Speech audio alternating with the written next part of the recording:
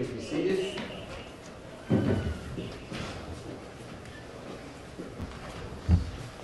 key from the bank.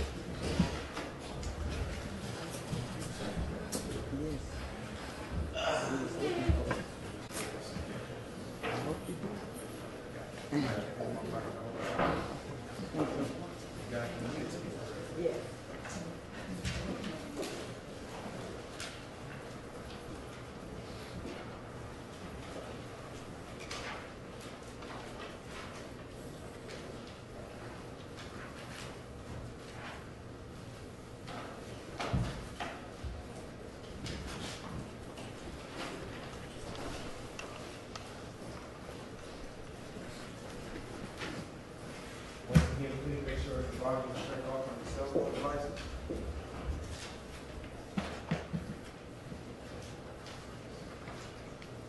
Ready? Okay. Happy Monday. Good morning, Mr. McIver. Defense, anything we need to talk about before we get into any rebuttal case from the state? Ms. Clark, good morning. Yes. Two things. We received the state's list of expected rebuttal witnesses.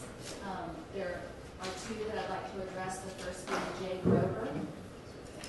Okay. And I want to bring to the court's attention that Mr. Grover has been in the courtroom every day since he testified. At least many days. I'm not disagreeing with you, but I certainly have seen Mr. Grover Yes. on more than one occasion Yes. since he testified. So, I mean, obviously, I'm not totally certain as to what he will get up and testify about. I can Okay. make a guess that it would be in response to something Ms. Anderson may have said. Okay.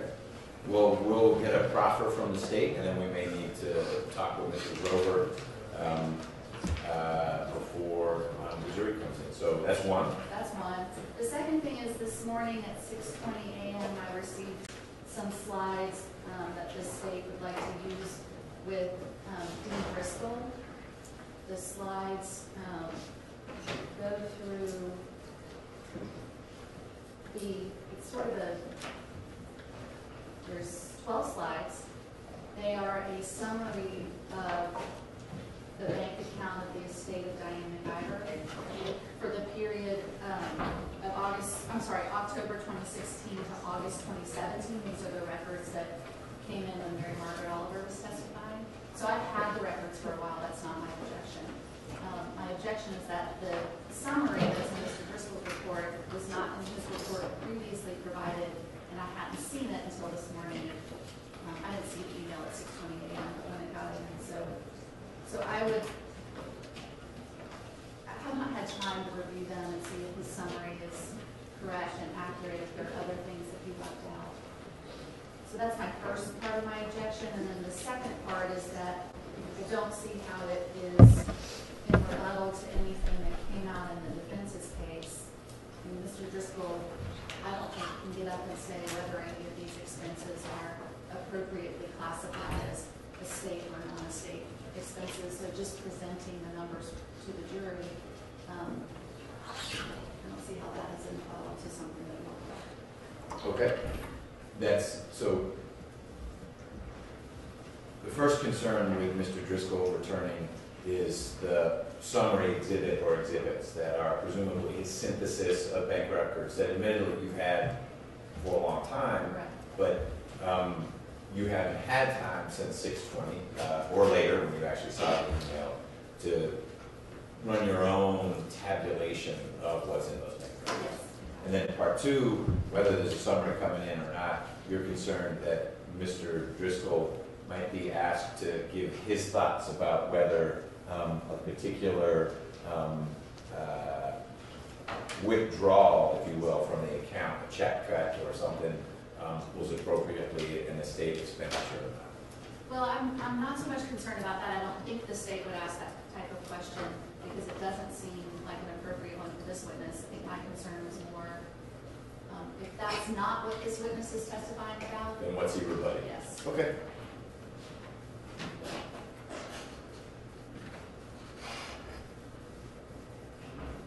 Anything else? No, Your Honor. Okay. Or, I'm sorry, well, not we'll work our way down. today. Nothing else from Ms. Clark. Mr. Samuel? I did get your proposed amendment to the jury charge reflecting our discussion about accident, criminal negligence, and the lesser included, and it had a few other pieces as well. And I started working through that this weekend. So received, and I owe everyone a revised draft. And we're still working on it, as I said in my cover email. I've already made a change or two, but Me too. let's see what you do. Okay. And then maybe we'll respond to that rather than send you another draft. Okay. Mr. Harvey. Thank you, Judge. At the conclusion of Mr. Gardner's testimony, after cross-examination, I presented Mr. Samuel and Mr. McIver just their physical appearance before the jury. I didn't say anything, so there's nothing showing what happened on the record. This is true.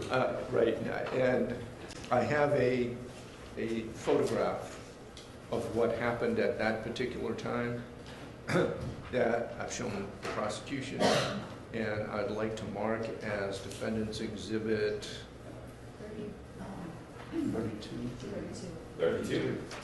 32, so that the record will show what it was that occurred. So I'll tend to that for the record. Okay. Court reporter asked me not to because of the very smirking expression. We can always redact the photo if we need to. I'm going to leave 32 here. I assume there's no objection. I've shown it to Mr. Rucker. Well, we'll start with that. Mr. Rucker, good morning. Good morning. Any objection to the admission of States 32? No. Okay. Defendants. I'm sorry, defendants. It's got the blue sticker. I wrote down defendants 32, and I'm writing it on their sheet. Defendants 32. I suspect there's already a States 32 in. But defendants 32 is admitted. Mr. Rucker, on behalf of the state, has no objection.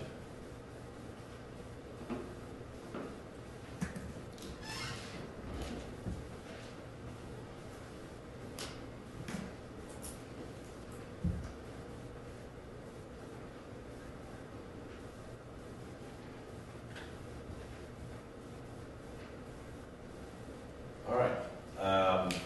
Let's turn to the state then. Someone from the state side needs to talk a little bit about Mr. Grover, respond to the concerns about Mr. Driscoll, and we've addressed defense 32 and anything else that the state has. So let's start with whichever witness you all will be calling first as between Grover and Driscoll. Good morning, Judge. Good morning. We could just take them in the order in which they were brought up. Okay, Mr. Grover. Yeah, so Mr. Grover. He has been sitting in for a lot of the trial. I don't have a specific number of days or anything, and I know he's viewed the testimony of several witnesses, I believe to include Ms. Annie Anderson. And so when the defense called Ms. Anderson, I really didn't have an expectation that she would deny wearing the boots and that she would say that she left, she believed she may have left the ranch the weekend after the homicide on Sunday. And so Mr. Grover has two very, very limited purposes should the state call him as a rebuttal witness. It would be to address those two very narrow issues very, very specifically, and I intend to kind of get there pretty quickly with him. And I don't believe that anything that he would testify to would have been tainted by his viewing of the testimony of Ms. Anderson.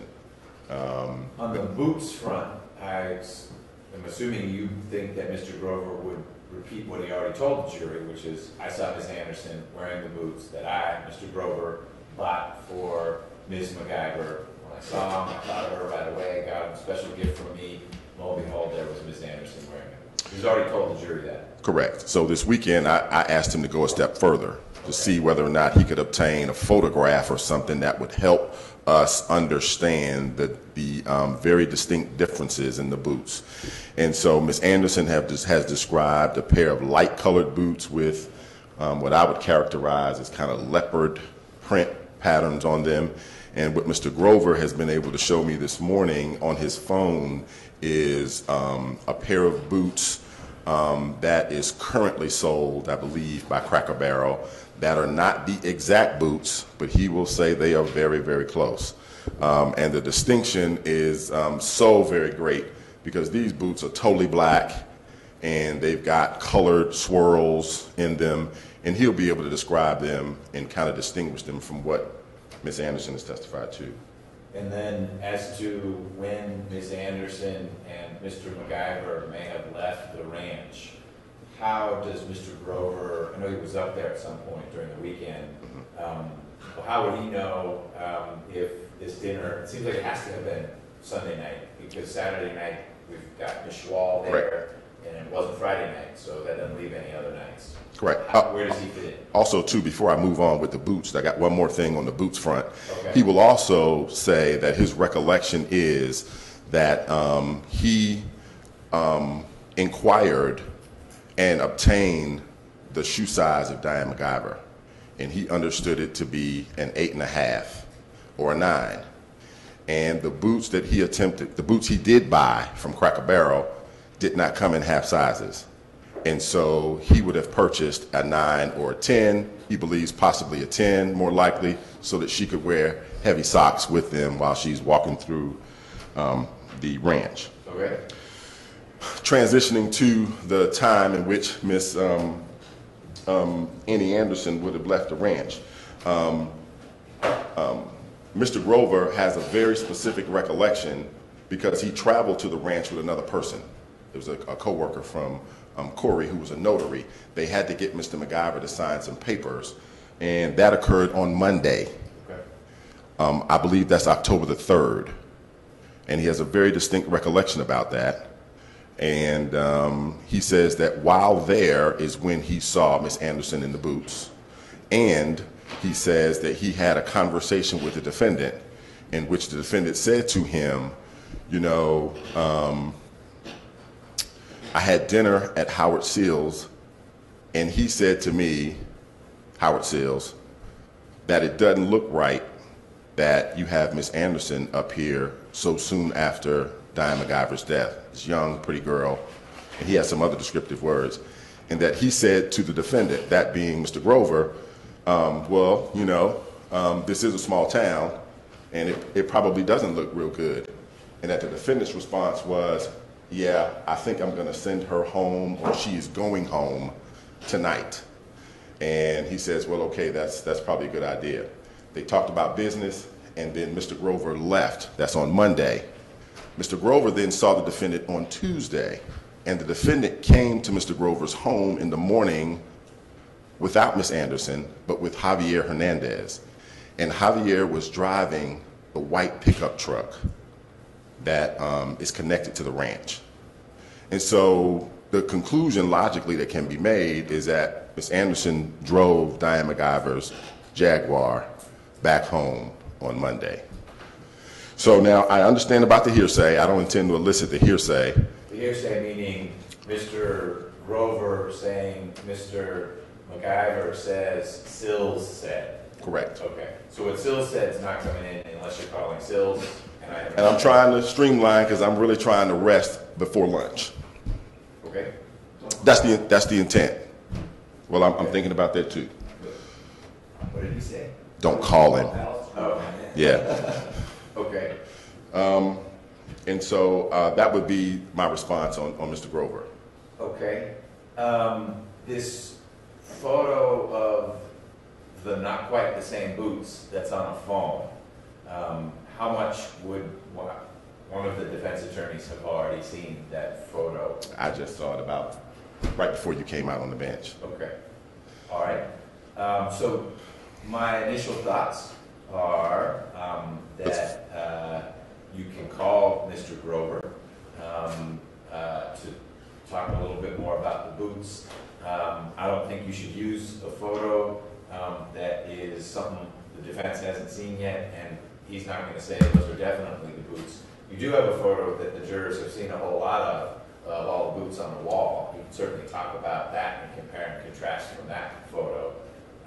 But unless you've got a picture of these are the boots, we're starting to get into, well, what's the, I get it that the boots on his phone that no one else has seen look different, I guess, from what Ms. Anderson was describing. Right. But they also apparently are different from the boots he purchased. Okay. And so then we would get to you could pick any number of photos that would be different from the boots on the wall, also different from what he got Mr. Grover purchased for Ms. McIver. In terms of talking about the size of the shoe, we can talk about what he recalls in terms of the size he purchased. I don't know how you would get in his knowledge of what the size was, unless that's what Ms. McIver told him. Of course, if Mr. McIver told him, you might get that in, but if it's what Ms. McIver told him, then that would likely elicit a hearsay objection, and I don't want to run the risk of you ask it quickly and he answers while there is an objection, because unless you've got a basis for it in advance, since we're talking now, I don't think it would be appropriate to explore how did you know the size. But if he bought size 9 or 10 and that's his recollection, it's certainly his recollection, and you can work from that. Does that make sense? It does. As prosecutors, you have to learn how to dance sometimes, and so, I would expect to elicit from him, he didn't know what size she wore. He did call someone to try to obtain that information. After speaking with the person, he went to the selection at Cracker Barrel, and he picked out this size, and those are the ones that he gave her. Okay. And both sides have often tried to use well, it's not really hearsay, it's just explaining their conduct and everything. Who's the someone? Phyllis Gable, the housekeeper, who actually went into the closet and looked at Ms. McIver's shoes and then said to him on the phone, this is her size. Okay. I'm going to ask the defense a question about that to give you greater guidance on that front. And I don't have an issue with Mr. Grover talking about his recollection of what day he went to the ranch to get the signature, who he saw, and all that kind of stuff, as well as then that Tuesday morning. I understand what that's rebutting. What about Mr. Driscoll? Yes. And the slides. I can represent to the court that we won't call Mr. Driscoll first. He is here. The slides deal strictly with the testimony we heard from Mr. Stan Smith and Ms. Mary Margaret Oliver with respect to the amounts of money that was under the control of the defendant as executor, and the amounts of money within a prescribed period of time. Mr. Driscoll, we only asked him to look at the time in which the defendant was executor to determine how much money was actually spent out of the estate. And I expect him to say that number is upwards of $425,000. He is doing, it sounds like you expect him to do some of what I think Mr. Abate was trying to do with the witnesses. Right. Neither Mr. Smith nor Ms. Oliver necessarily wanted to play human calculator. I respect that. Right. But we were hearing some numbers and how to tabulate them. And Right. He is your tabulator. That's correct. And that's all he is. Okay. We asked him to do some breakouts. Like, for instance, there was so much testimony about the attorney's fees. So I asked him just to calculate all the attorneys who got paid. He has a number for that. I think it's $186,000. I asked him to look at, there was testimony from Ms. Mary Margaret Oliver about some of Mr. McIver's family members. I asked him just to tabulate those figures, and he did. I also asked him to look at the overall expenses that came out of the estate for estate related like items like inventory or supplies or whatever that number is. Sure. But that's about as far as I'm going to go. I won't ask him, oh, so, you know, he was doing this illegally or that's not the purpose of it. I've got some other arguments I can make about that at another time. But that is why I believe it's in rebuttal, and I believe it's relevant. And I think we can cure the lateness because it is only a series of slides, and the majority of them is he just lists out the check registry, and that just takes up several pages. But the conclusion part of the demonstrative is 3 or 4. Anything more than addition? I don't mean to Yes, just addition. Be dismissive. It's important work for both sides, but Right. he wasn't doing was he doing any type of qualitative work? Well, I'm going to exercise judgment and not include these numbers, but I will include those, or was he simply adding up effectively what you asked him to add up? That's correct. Total up everything from date X to date Y, and then you may put it in some categories. If it is a check to Mr. Smith, I guess there wouldn't have been many to Miss Oliver because once she was involved, Right, was after. Mr. McIver was not the executive. Right. I guess Mr. Watkins might have gotten some checks. Right. Okay. That's right. All right.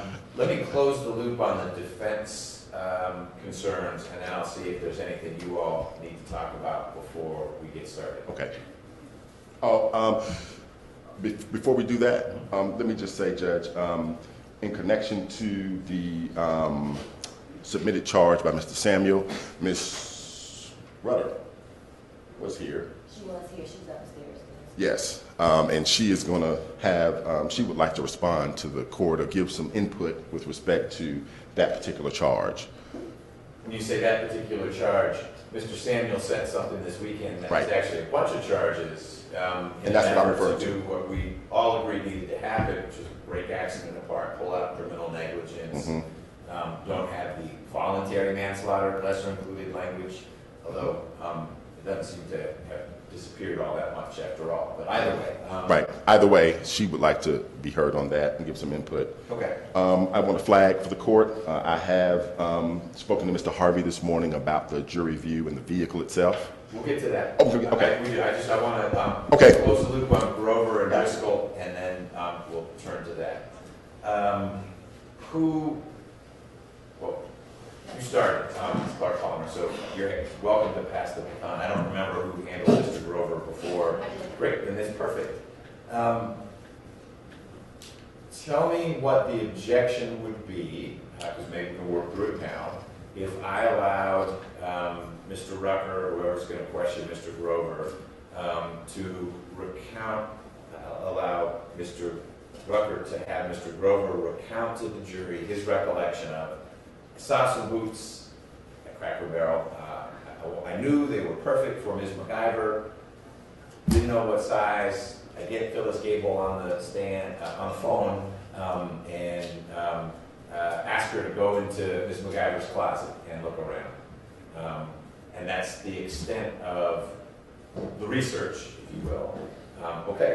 Did you end up buying the boots? I did. And what size did you get? I can't remember for sure, but it was either a 9 or a 10. Okay. So when Mr. Grover was on the stand for direct, I went back and watched his testimony this morning to remember, well, did he describe the boots? Did he say what size he purchased? He only described them as being rain boots with a Western flare. He didn't describe what size he bought. He didn't give, I was going back to look to see, did he say a color or a pattern? He did say something about a pattern, but not specific. So now that he has sat in and listened to Ms. Anderson testify, and I don't know when he started talking to the prosecution about the boots. I mean, I understand he showed this picture this morning, but was there some conversation with the prosecution before that? I think he passed them a note during Ms. Anderson's testimony. So now we've heard from Mr. Grover, I can't remember, but it could be a 9, or maybe I went up a size so she could wear thick socks. And now, magically, he has purchased the same size that Ms. Anderson says that she wears. And he's going to get up and say, effectively give a description that is different from what Ms. Anderson gave on the stand. Well, I mean, arguably, the description he gave was different. I'm not, because he says Western style, and Ms. Anderson is saying, you know, it's these repeating colored patterns, and then she references some boots in the picture. You know, I can't tell you which specifically is the pair I wore, but it's one of these 2 or 3. So I'm less concerned about the, hey, Mr. Grover would come in and describe a motif that's different from what Ms. Anderson described. I think that's already happened. But I'm sensitive to your concern that if, I did not go back and watch the testimony. Yes. I haven't gone back to watch anything at all. But I have no reason to doubt you that that's how that played out. So would you want to have Mr. Grover come in here so we could ask him, you could ask him some questions outside the jury? Why, it sounds like that's what we need to do, to work through a note, or what did you and the state talk about, et cetera. Because then we'll have more than your understandable concern / speculation. We'll have a record of, well, actually, here's how it played out. And I'll be in a better position to say that introduces some complications we don't need to introduce. And you can talk about the time at which you visited the ranch, but we're not talking about the boots. Or we can't talk about anything, or you can talk about more. Well, I would just say with regard to the boots, I mean, this to me seems like exactly why we have the rule about sequestration. To not introduce into this trial this kind of factor that somebody may have been sitting here and have their testimony affected by what they have heard on the stand. And if the prosecution, and I agree that, you know, what's in the record already is that he has described something that's different from what Ms. Anderson said, so then they're free to argue that. You don't need to bring him back in their rebuttal case. I have less concern about him kind of establishing the timeline of when Ms. Anderson was there, because, I mean, I think it's already been established on direct, but it is consistent with what he already said, which is he gave his recall of the timeline, and it is different from what Ms. Anderson said. So I have, that we've already heard, and I have less concerns that that may have been influenced by something he has listened to. Sure. No, I understand your concern, and I can't know how much of the way Mr. Grover's initial testimony played out because the state either didn't realize there was going to be a disagreement, or at that time it wasn't particularly salient, or why would Ms. Anderson say, recall that she left on Sunday when every other witness they had talked, I mean, maybe Javier Hernandez, who didn't get called for, I'm sure, lots of good reasons, also said, sure, Ms. Anderson was here through Monday when she drove away alone in the Jaguar. And so not pressing Mr. Grover on that 4 weeks ago, I get it. The boots is different, and I think we'll get Mr. Grover on the stand in a moment to work through that. Anything more on Driscoll? Oh, the only thing I would add on Driscoll is, so, you know, a couple of the slides I'm less concerned about because I just know looking at them that the numbers are correct. I agree he summarizes the amount of money paid to the lawyers. That's consistent with what we've already heard. I mean, there's one firm in here we haven't heard about, but they only got $600. So I'm less concerned about that. It's the other stuff, the payments. He has another, let me break it down this way. He's got one slide that says opening balance of the estate account, the total number for the deposits, and then the total payments out of the estate. I have no idea if that number's right. I'm not saying I have any reason to think it sounds wrong, but I just haven't done the math to check. But then he has 1, 2, 3, 4, 5, 6 slides that look like they just repeat what is in the bank records already. They seem to be kind of selected excerpts from the bank records. Again, I have no reason to think they're wrong, but I have not had any chance to go through the records and verify those. So I have concerns about those. He has one slide about payment payments to Ms. McIver's will and testament beneficiaries, where he shows James Hugh got $10,000, Phyllis Gable got $13,000. Again, I don't know if those numbers are right, but I have less concern about that dollar amount. I'm not concerned about the payments to attorneys. But then he has payments to individuals / others, where he summarizes payments to Tammy Johnson, inventory expenses, and he lists what he thinks inventory expenses are, payments to the defendant's family members, Dickerson Communications, and then the villa at Buckhead Heights HOA. I'm concerned about those numbers because I haven't had the chance to go and just look and see, well, is there anything else that ought to be included as inventory? Are there some of these things that he's called inventory that aren't inventory? Okay. So that's kind of how I break that down.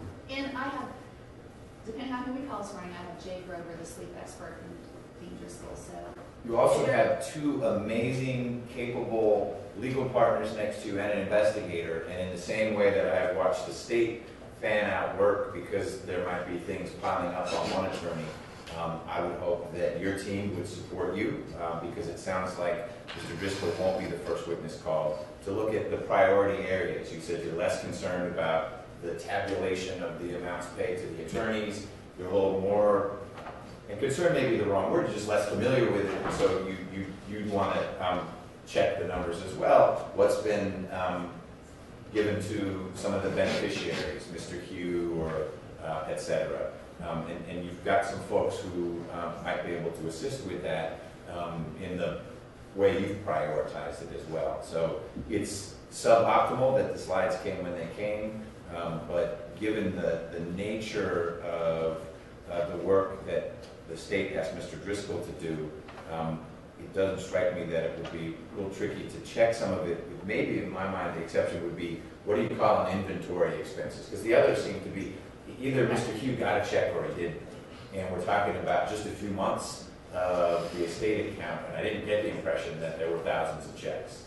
Well, I'm just asking the court for some time. Okay. I mean, even if they do the work, I still need some time to sit down and get prepared for his examination. Well, it sounds like there's some other things we can work through, so I'll make sure Mr. Driscoll doesn't get called in the next 5 minutes.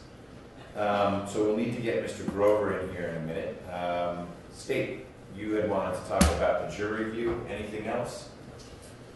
Your Honor, this weekend, I know we did send the court a request for the court in its discretion to grant some additional time for closing arguments for both sides, actually.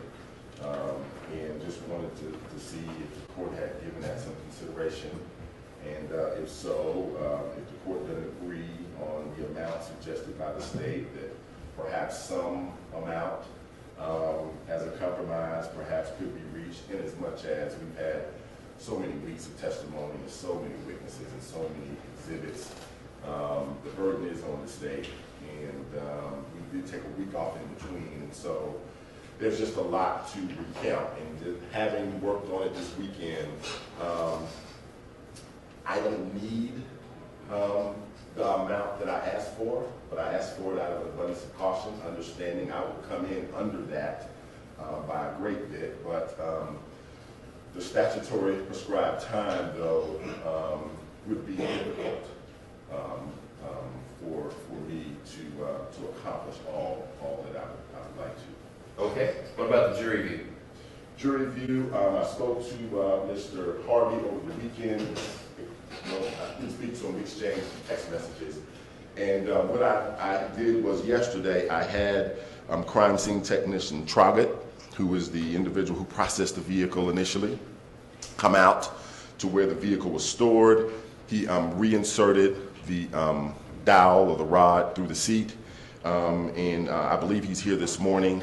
And I expected he would be able to say under oath that he was able to restore the vehicle based on his report, the photographs, back to or very close to the position that the vehicle was in when he first saw it, meaning that the seats have been adjusted, back to their original positions, and that the dowel has been reinserted, but it's reinserted in a way that you can get in and out of the back seat.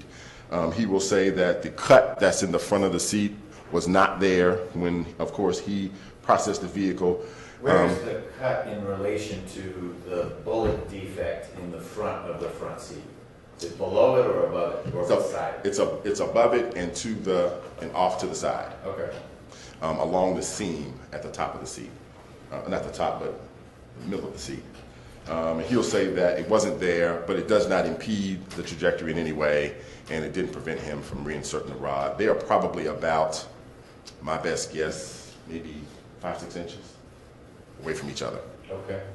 And Mr. Harvey, I'm sorry to interrupt, but just so I can close the loop in my mind on this cut. Did Mr. Gardner testify that when he examined the vehicle, the cut postdates Mr. Gardner's exams? I don't know, I don't think he covered that, and I don't recall that he mentioned anything about the cut. Do you know if the cut was already there when he checked out the car? I don't know, because Okay. I wasn't there, Mr. Samuel was there. Okay. Regardless of what he will testify to, I've talked with Mr. Rucker, and prior to the time we go down there, I want an opportunity to go down there. Neither Mr. Gardner nor Chris Robertson was available this weekend or today to go with me. But I'd like to go down, I'd like to measure, and I think that's just reasonable before we take everybody. 100%, and if you want Travis to be down there to narrate for you what he did, let's get him down there as well. I do. And I was going to get to that in a minute. I wanted to make sure you were as comfortable as you could be and figure out what you had done and what we needed to make sure you could do. I just want to make sure this cut isn't going to, I would say to the jury, unless you guys say don't, there is this cut.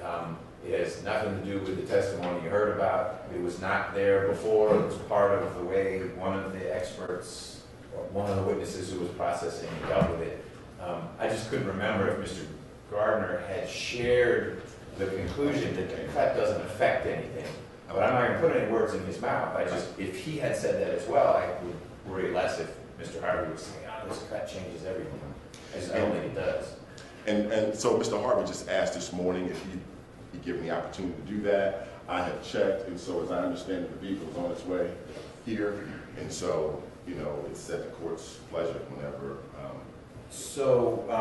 Job one, once it gets here, would be to get Mr. Harvey down there with Trougett and someone from the state. Yep. So that Mr. Harvey can see it and ask Trougett anything he wants about, well, how'd you do this? And if there is a discussion about how far the dowel should, the only variable it seems like you guys might disagree on is how far back towards the rear passenger should the dowel be projecting. Right. Sure seems like it ought not to project so much that you can't get in, because we saw Mr. Samuel sitting in there, and he was able to hold his red gun, and then your expert was there with his thumb gun, finger gun, so hopefully the jurors could do the same, so you guys will need to agree on that. Short of that, it seems like we're good to go, and the timing really ought to be, and one way to give Ms. Clark Palmer just oodles of time would be to, before Driscoll testifies, we go do the jury review. But I'm not dictating schedule, but that'll buy lots of time. Sure. So, were there any other mechanics or logistics of the jury review? No. Okay. Mr. Samuel or Mr. Harvey, as I understand it, I should ask one of you two, your thoughts on length of time for closing? 2 hours of planning. Okay. All right. Unless we need more. You don't. Which we don't. You don't. We do not. Okay. Mr. Harvey, your concern or request vis-a-vis the jury review was what you just got on the record. You would like a chance, very understandably, to see what it looks like right now, talk to Trougett, have him show you what it was he did, and then you can let me know after that if we're in a position to have the jury look at it. Yes. Okay. Chief Wacocha, when you learned that the vehicle was downstairs, if you could let the prosecution know so they could then get word to Mr. Harvey if we're in the middle of a witness that he's not necessarily having to plug into, it'd be great if you guys went on down there to look at it, because obviously we can't send the jury down there until everyone gives it the okay.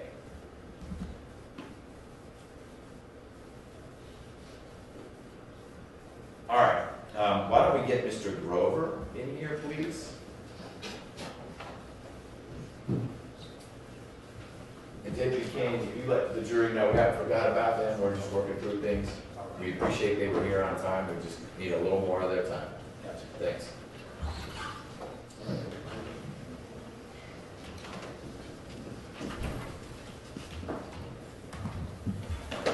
Hello again, Mr. Grover. Good morning, Your Honor. Good morning. Deputy Kane just stepped into the jury room. When he comes out, he's going to swear you in, and we need to talk a little bit more.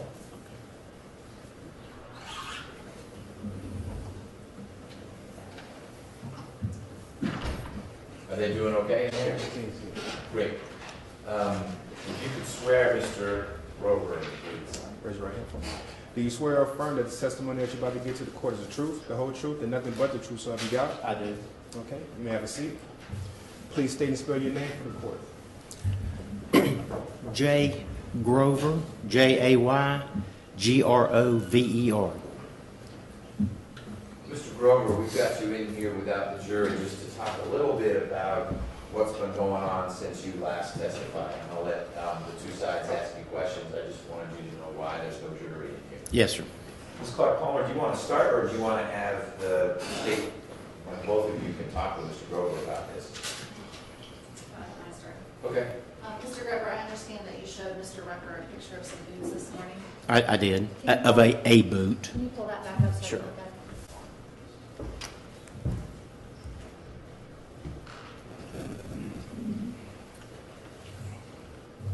Do you mind if I go take a picture of your No. Or you can, either way. I'll bring it back. Were you present in the courtroom when Annie Anderson testified Yes, ma'am. for her entire testimony? Yes, ma'am. Can you tell me how the boots in this picture here, how are they different from the ones you purchased for Diane?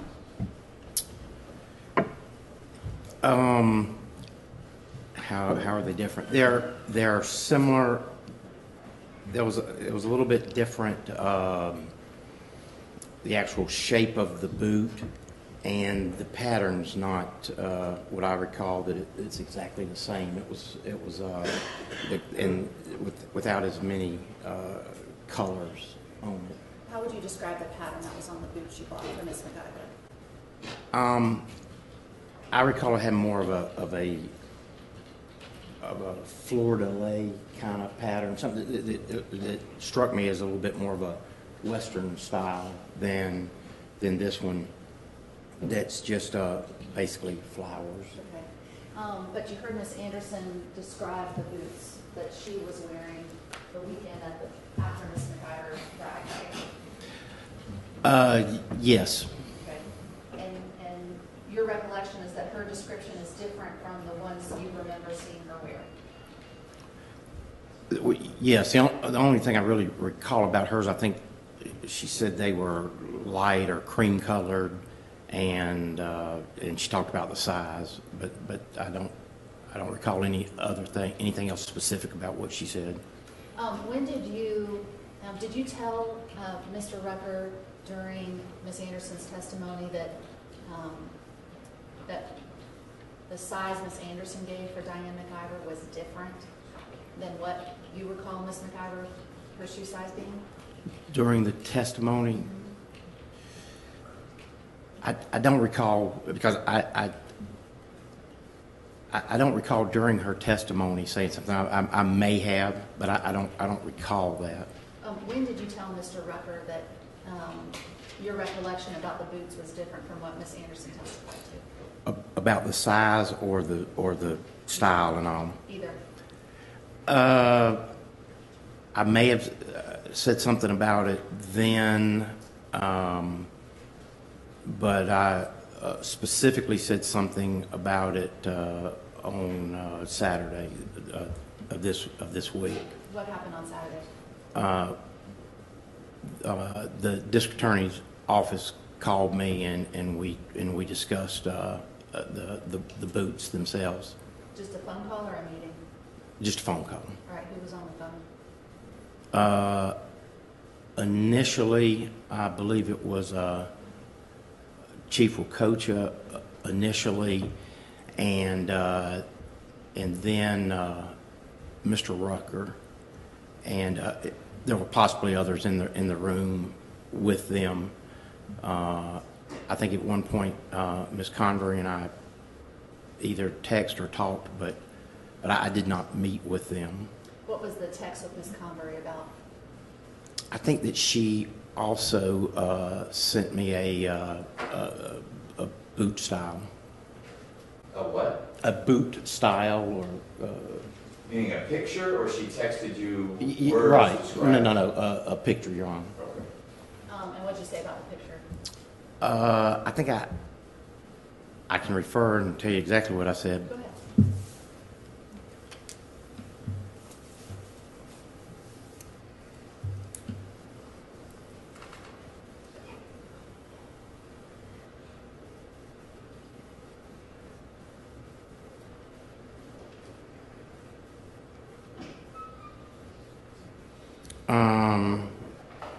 I said similar, but I recall more fleur de lis pattern. Can I see the picture?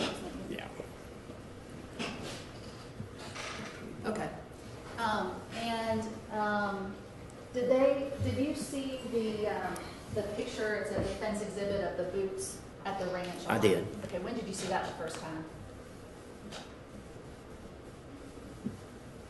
I believe in the courtroom that day. Okay. When somebody was testifying? Yes. All right.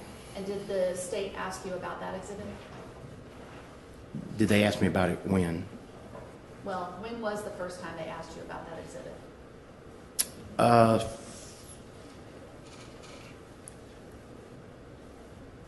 The first time that I specifically recall would have been over the weekend, but they quite possibly may have asked me sometime prior to that Okay. if I recognized any of the boots. And do you recognize any of the boots in that picture? No. Okay.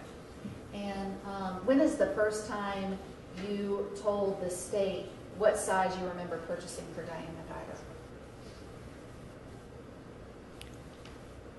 Was it before or after Annie Anderson testified? I don't recall. I don't recall if it was before or after when we talked about that. When is the first time you recall describing for them what the boots looked like?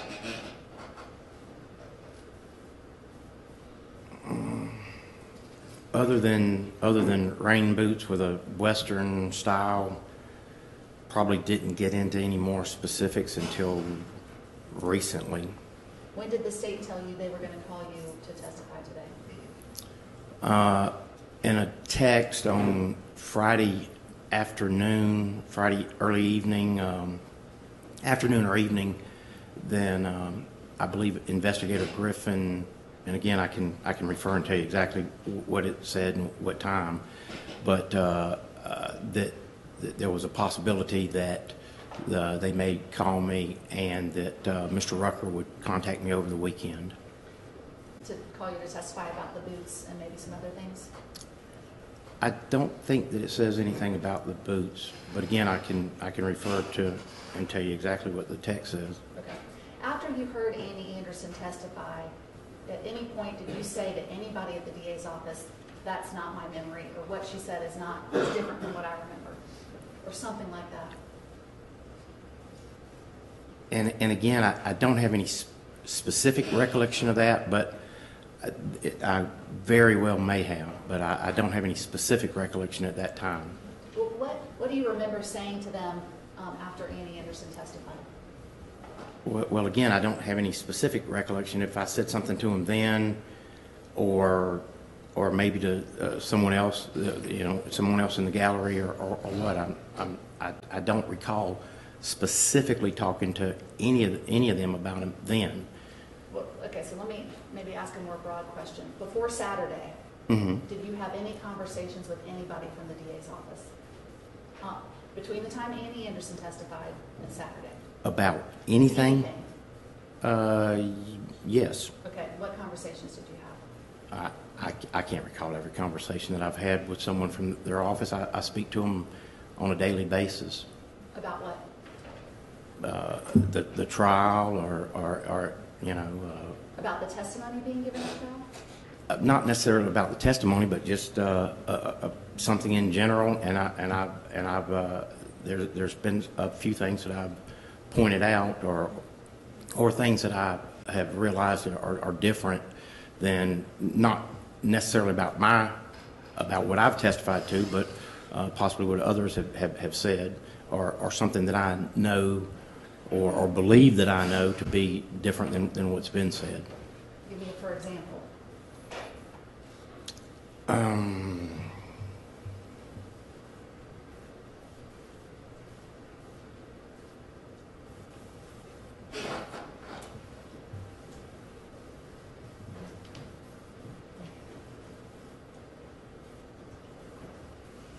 going to have to think about that. What about text messages?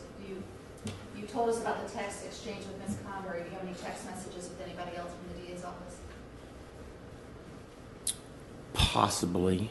Okay. Can you look back and see if you Sure. have any text messages between when Annie Anderson testified?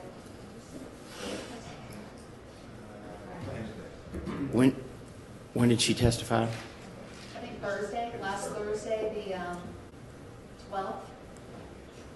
Do you have any text messages between the 12th and the 14th?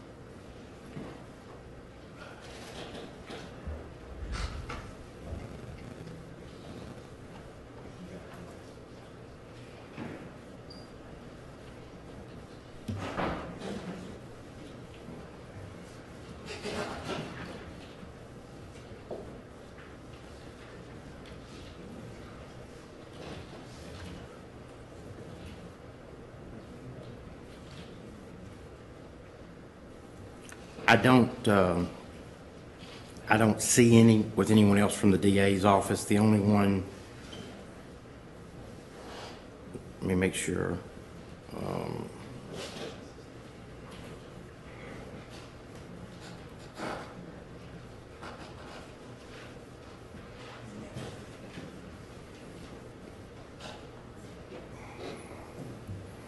I have the one on Friday at 5:32 p.m. from Investigator Griffin. What's that one say? This is Friday at 5:32 p.m. Hi, Jay. Clint wants to put you up for a moment on Monday morning, 9 a.m. He will call you. Thanks. And I just responded 10-4. Okay. When you got that text, did you know why you were being called to testify? No, ma'am. And had you told anybody from the DA's office before that your memory is different from what Annie Anderson testified to? Well, again, I think I said that. I'm not sure. I may have, but I cannot specifically recall that I have. But I may have. I have a question, Mr. Grover. Yes, sir. You testified just now that pretty much on a daily basis you've chatted with folks from the DA's team. I'm just trying to put that in context. Are you referring to a scenario whereby you might say, good morning, guys, what are we looking at today? Who are you planning on calling?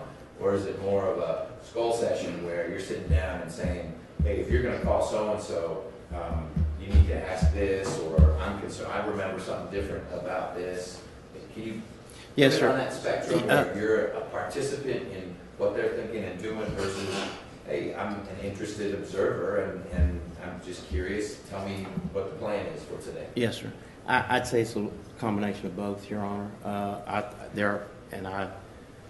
I cannot specifically recall anything in particular. I may think about it, 5 minutes from now. But yes, there have been specific things that I've pointed out. I think I may have even passed them a note or two with something that I recall that's different or something relative to the trial itself. Yes, sir. Okay. You do think you've passed them a note or two? Yes, ma'am. Okay. About testimony that's been given in court?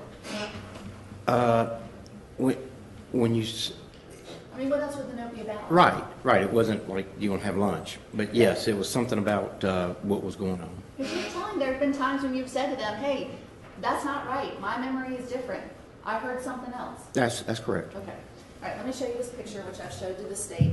Do any of these boots either look like the ones you bought Diane or look closer to the ones that you bought Diane? Look like or look closer? You tell me.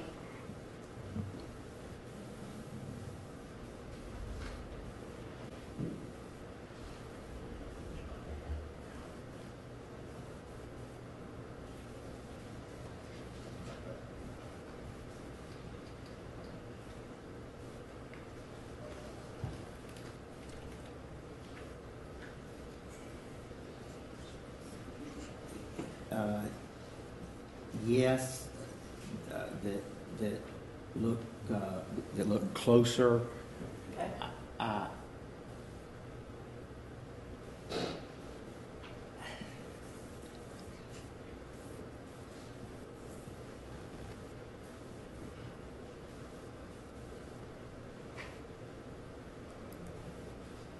Which ones are you thinking look closer? Well, I've got a thought that it's more like these here. But Let Mr. Rucker come see which sure, one. sure. But, Okay. okay. But closer, but you're saying those still aren't the boots I bought Diane? Those don't appear to be, as I recall, but the ones that, because I had said more like a fleur-de-lis pattern, but that one there would be the ones that I would say are closer. Closer, okay. Okay. Do you remember how much you paid for it? It's been, what, in 2015? Not a lot. I would think $40, $50, something like that. And do you remember what brand they were? No. Have them on your- Okay. We just like to print that picture so we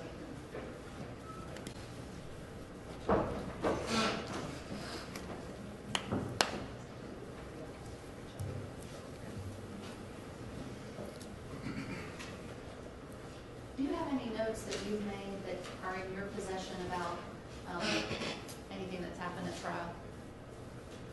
I don't believe so. Okay. And I know you said you may have passed a note or two up to the DA, setting those aside. Have you ever written anything out or sent them an email or a text message about, the testimony at trial? The testimony since the trial has started? Yes. Don't believe so. Possible? I don't recall any. Okay. All right, I don't have any other questions. I just will get a copy of this picture. Sure.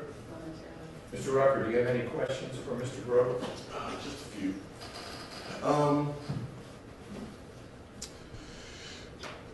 Do you remember what time did we speak on Saturday? It was in the afternoon.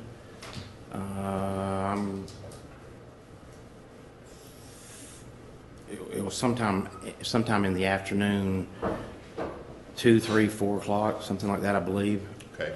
And about how long was our conversation on the phone? It was short, just a few minutes. I'd say 5 minutes or less. Okay. And during the conversation, can you tell the judge, what did we talk about? That you may possibly call me as a witness, and specifically about, or I think I asked, and it was about the boots and my visit to the ranch on the Monday following Diane's death. Okay. And when we were talking about the boots themselves, did I ask you to do something? You did. You asked me to look online and see if I could find something that closely that matched or was somewhat similar to what I recalled. And you also asked me to check bank statements to see if I could find either a credit card or a debit card statement, either online or as a hard copy. And I don't recall whether you asked me to or whether I did it on my own, but I actually went to the Cracker Barrel myself to see if I could find something similar. Right. And then can you tell the judge, is this morning the first time I had an opportunity to speak with you since the Saturday phone call? Yes. Okay. And when I saw you this morning, is that when you showed me a photograph on your phone? It was just a few minutes ago. Okay. And I asked you about the results of your online search for any of your debit card bills or credit card bills. Yes, sir, you And did. can you tell the judge what you told me? That I did search online, and that I could only go back as far as October of 2016 was as far back as it would allow me to look online. And this morning when I spoke to you, can you tell the judge, did I ask you if you had any specific recollections about what size boots you would have bought? Yeah, you did ask me that, and I answered And tell the judge what you told me this morning. that everything about the size, that what I recalled is that I had called the housekeeper, Phyllis Gable, to see what size, if Diane had any boots in there in her closet at Kingsborough, and if she would look. And she looked, and she said there were no boots. My recollection was that she said there were some shoes in there, and they were an 8.5. And I told her thank you while I was there to purchase the boots. Again, this is based on my recollection that the salesperson there said they did not come in half sizes, and that I bought either a 9 or a 10 because they only had a certain size, and it was larger, and I figured you could wear socks with them because they were rain boots. They're not like, cowboy boots that you'd wear. And I bought one of the sizes. What size it was specifically, I do not know. Okay.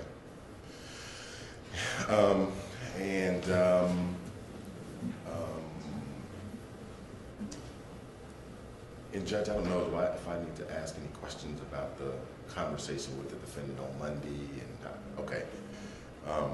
Okay. All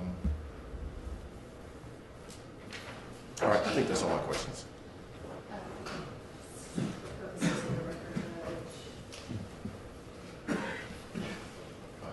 I marked this as defendant's 33. That's what 13. And this is picture of boots from the auction? Nope, picture of boots, just picture of boots that I showed to Mr. Grover and asked if he could identify any of these as being closer to the ones that he bought from Ms. McIver. This is different from the wall of boots at the range. Yes, it's a different picture. Okay. Can you just write your name and draw an arrow to Sure. the ones you said were closer? Sure. And I'm just tendering it for the record at this moment. Sure. Okay. So, And I don't have any questions.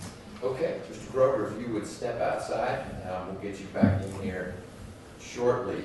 Thank you.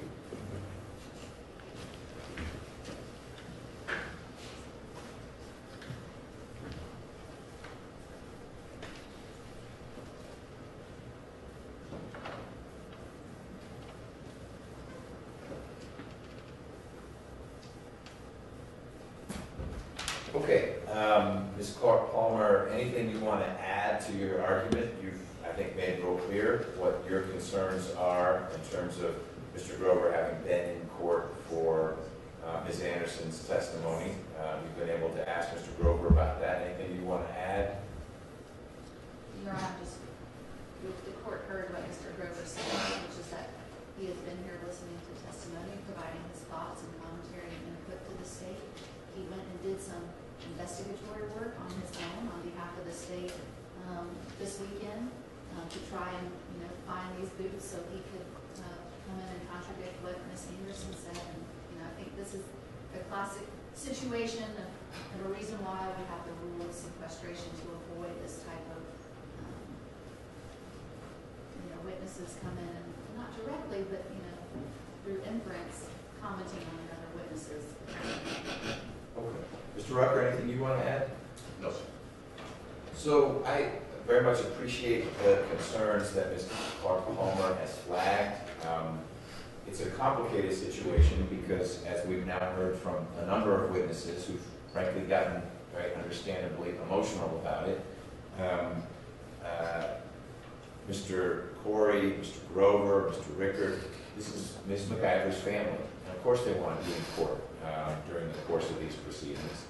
And so I don't think it was an error in judgment on the state's part to say, Mr. Grover, you've testified, now you can be in court. Mr. Grover has been here, if not every day, most day, along with other colleagues from Corey Enterprises, as they should be, given the nature of the relationship that they enjoy with Ms. McIver. And so it's sort of it is a dilemma that these witnesses find themselves in. They want to be here, in many respects they ought to be here, and yet the way the trial played out, there is at least one witness who has some additional information that could be shared that is arguably relevant and rebuts a little bit of the defense case. So I think that Ms. Clark Palmer has made a thorough record of some of the countervailing factors that would suggest, gosh, all other things being equal, Mr. Grover had a chance to testify and the state shouldn't be allowed to call him again. I think the state would have been doing Mr. Grover a disservice to say, I don't have a perfect crystal ball, but it's conceivable that you might need to testify in our rebuttal case 4 weeks from the date you testified, so you have to stay out of court. That isn't what the state did, and I'm not faulting them for that. I think that the defense, through cross-examination, can explore with Mr. Grover much of what it explored just now, maybe minus some of the hearsay, to give the jury a flavor of the defense's concern. I am going to allow the state to recall Mr. Grover to talk about the boots, but in a more limited fashion than the state was seeking to. Mr. Rucker, you're not going to be able to share the photo from the phone with him that he found or someone found. In fact, unless the defense opens the door and they choose to do that, I'm not going to allow you to have Mr. Grover talk about stylistic differences. You can talk to him about the size. So this whole process of, I see the boots, this is, I know I want to get this, I reach out to Ms. Gable, ask her to check, then I go to the store, and of course you can't say what the clerk said, you can just say they were only available in whole sizes, and my recollection is it was this or this. It's a tentative recollection, and the defense can hammer away at that if it wants, but I find that that's relevant, it rebuts, and it's appropriate to allow Mr. Grover to talk about that. And as for Mr. Grover's recollection about the Monday encounter with the defendant and the Tuesday morning encounter, fine, as long as you do what you said you were going to do, which is stay away from what would be hearsay as to Mr. McIver saying, Sills told me X. So the defense has preserved its concerns about that, but Mr. Grover may testify with those constraints. If the defense ends up showing pictures to Mr. Grover about, does it look like this or look like that, and you think it's opened the door enough, let's have a sidebar about whether you can use the photo from the phone, but don't go there unless we've had that conversation and I've said it's okay. Is the vehicle here? We don't know. Okay. Now, just one more thing on Mr. Grover. We'll submit a instruction for the jury to be included that they can consider, right now. We'll do, now. You should give a limiting instruction now. Okay. Eliminating, but a cautionary instruction that you violated the rule of sequestration. That's a little stronger language. Right, that's not at all what I'm gonna say, because I don't know that he did, but I will bring to the jury's attention that Mr. Grover was here and has heard some of the testimony. And he's not an expert witness, and so that may be something they want to factor in. But I don't find that he violated the rule. That's the word talk. Okay. But there is, Rule 615 specifically says that's one of the remedies. One of the remedies is you exclude the testimony. Another one is you tell the jury there's a reason we have a rule of sequestration. He was in the courtroom, and you may consider that in evaluating the credibility of what he's saying. And that's what the whole remedy is, that you're supposed to advise the jury the purpose of the rule of sequestration is, otherwise we'll just have everybody just sitting here all the time, and why ever follow a rule of sequestration if the only remedy is we'll let the jury know he was sitting in the courtroom? They can see that. Well, I've already made a record of one reason why this doesn't strike me as a classic case of violation where a plainly adverse witness, maybe at the state's instruction, is hiding back there, and you're doing your job, which is focusing in this direction. I think appropriately analogize Mr. Grover being in here to family being in here. And certainly the state needs to make that judgment call. It may be that you keep the mother of the victim out of the court because you know she's going to be testifying in rebuttal. So I'm not disagreeing with you, but again, this is why have the rule if things like this happen. This isn't the kind of thing. I think the reason, my response to that is, you're right, it's fine, you can have the family courtroom, but there's a price to pay. You're not going to be able to call the witness. It's just a balancing that the DA has to make.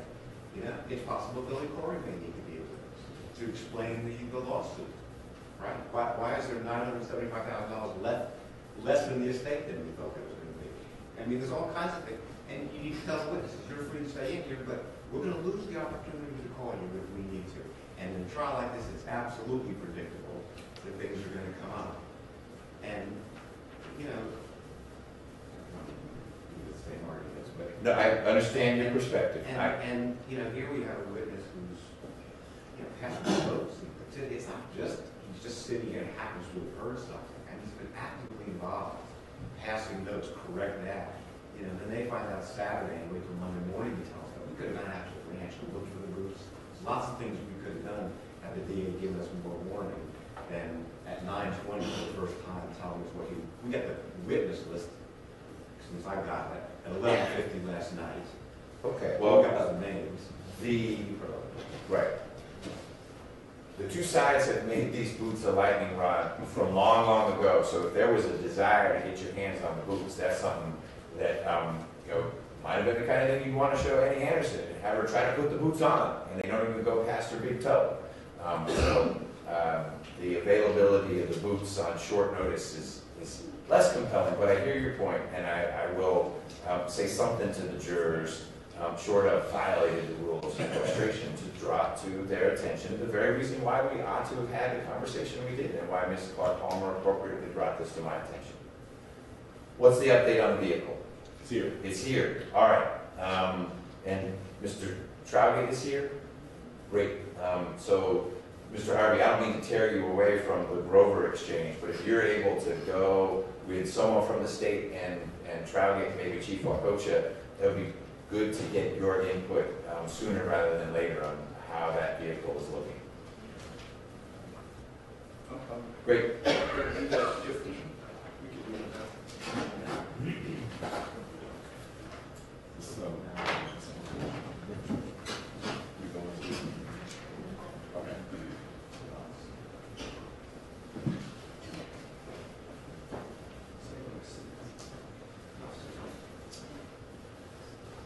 Anything else, Mr. Rucker, from the state? No. Okay, Ms. Clark Palmer, you got the photo, it's in, at least the record, defense 33. So you're good to go? Yes. Okay.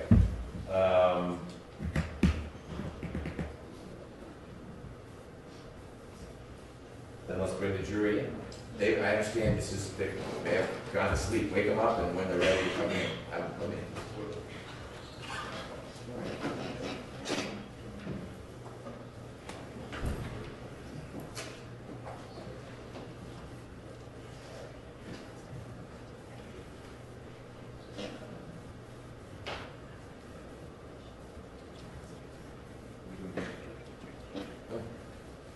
You need me?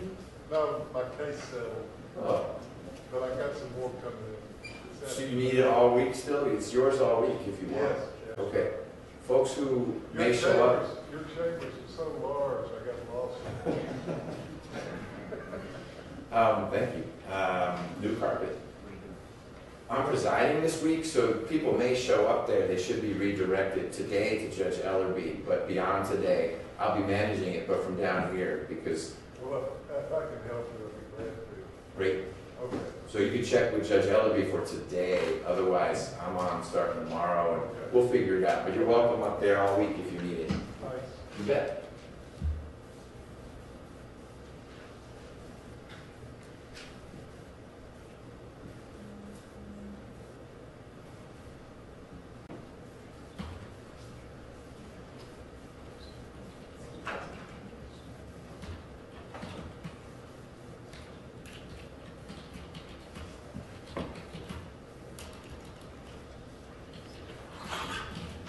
All rise for the jury.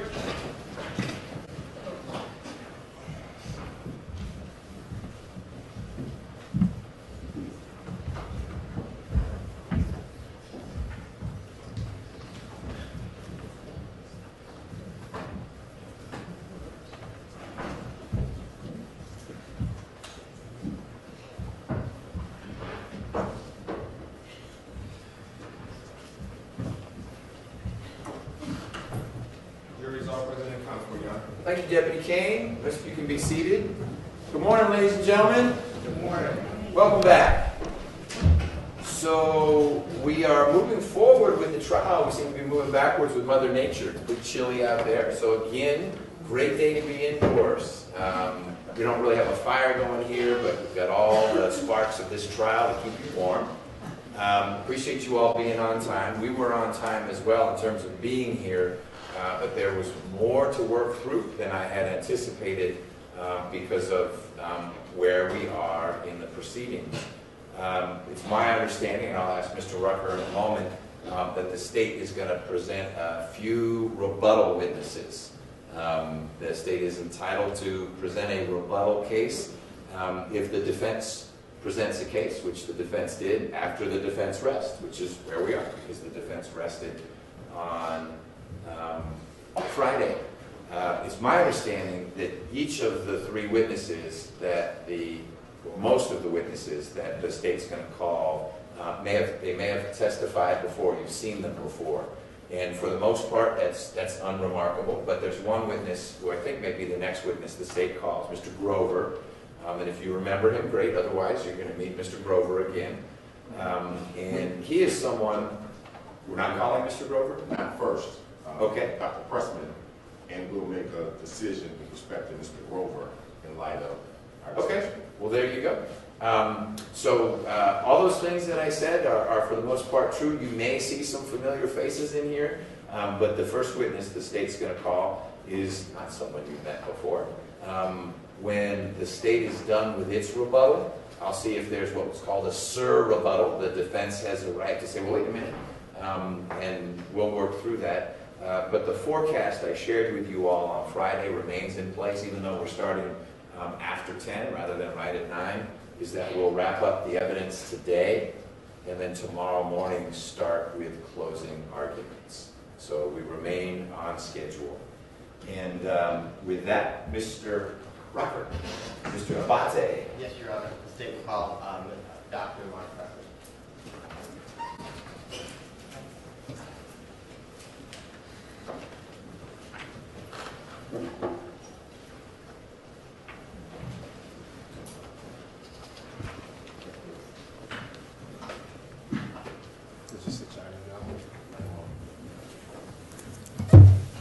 you raise your right hand for me, sir?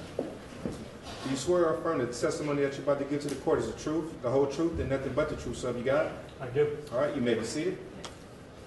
Please state and spell your name for the court.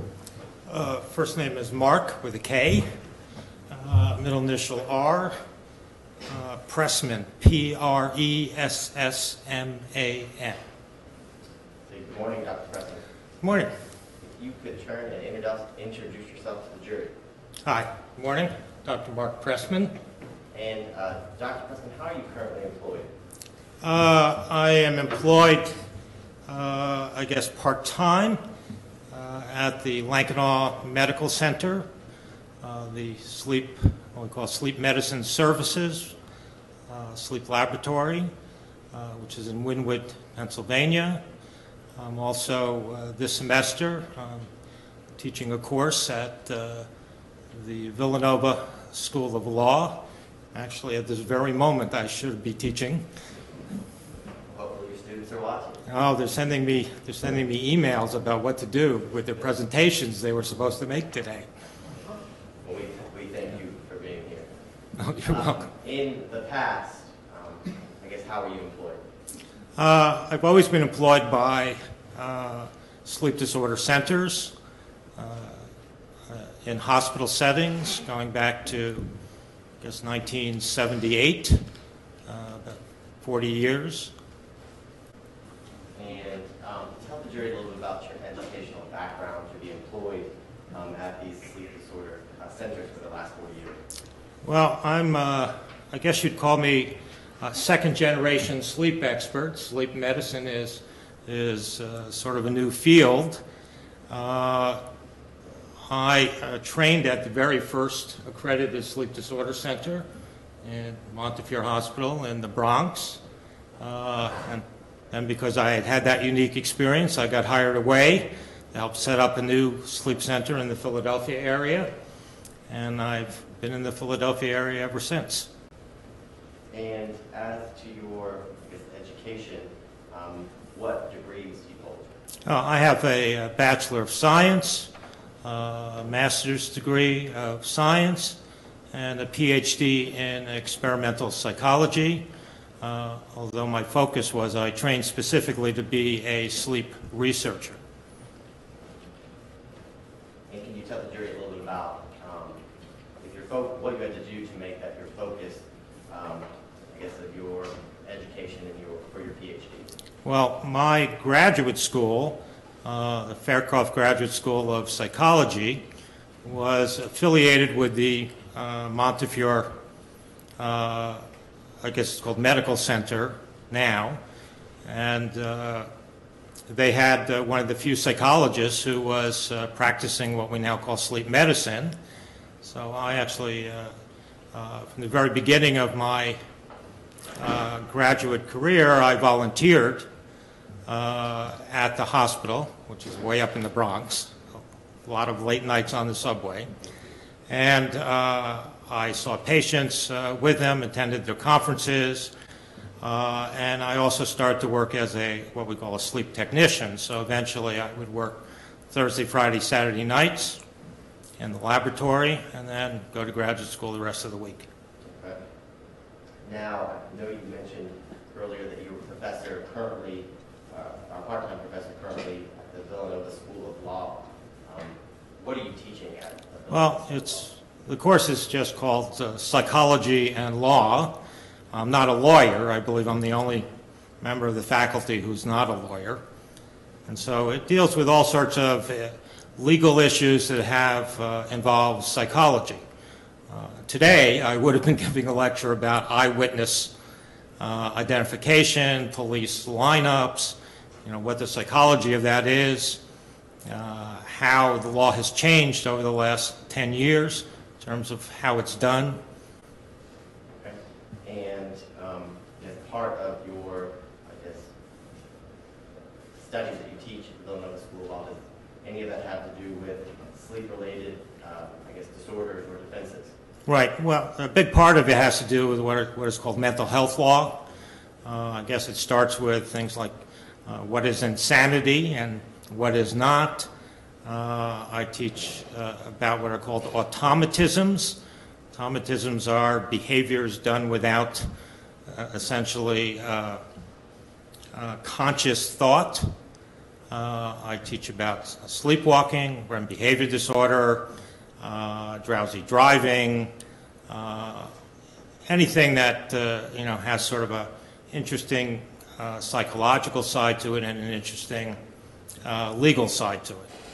Now, before having or holding that position at the Villanova School of Law, were you a professor at any other institutions as it relates to sleep medicine or sleep disorders? Right. I'm currently a clinical professor of medicine at the Jefferson Medical College in Philadelphia.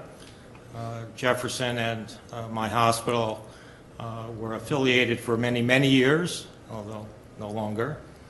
And I'm also a clinical professor at the Lankanaugh Institute for Medical Research. It's the larger research institute attached to to the hospital that has funded a number of research projects that I conduct with other members of the hospital staff. And is your, status or qualifications to teach those courses to all of those institutions relate back to the fact that you're a licensed psychologist? Not exactly. I mean, in order to be on the staff of the hospital, I have to be a licensed psychologist. But in order to have what's called the privilege, hospitals basically don't let any doctor walk in the door and do whatever they want. They have to apply for specific privileges. And in my case, I have the privilege of diagnosing and treating patients with sleep disorders, doing in-hospital consultations, and reviewing and interpreting sleep studies in the sleep laboratory. And in the last 40 years of your career, have you had an opportunity to diagnose and treat patients, and evaluate patients for sleep disorders? Yes, I think overall, this is now 40 years, so over 20,000 patients. This is all done, of course, as what we call multidisciplinary.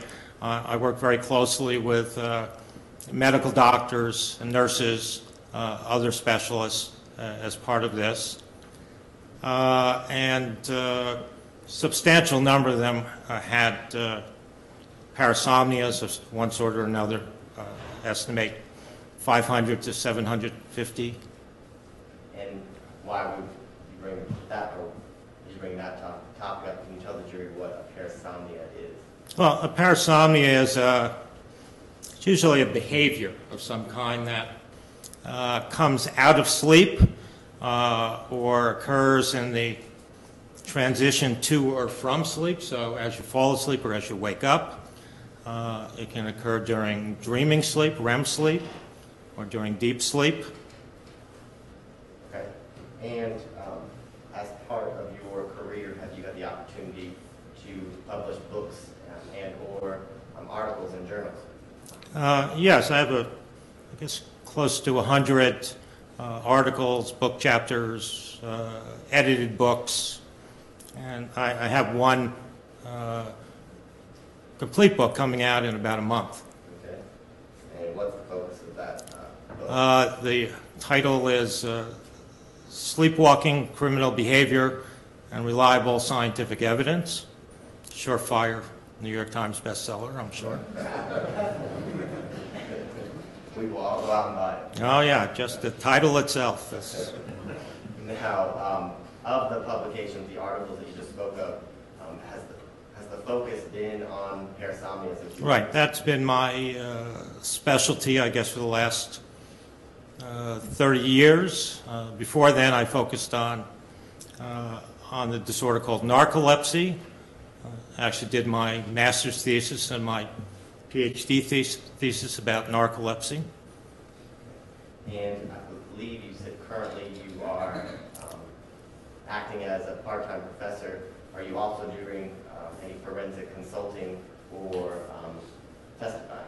Yes, I'm available to the prosecution and the defense for really any case involving sleep, sleep disorders, sleep deprivation, although most of the cases involve defenses of sleepwalking, confusional arousals, and the variants of them, such as sexual behavior in sleep or sleep-related violence.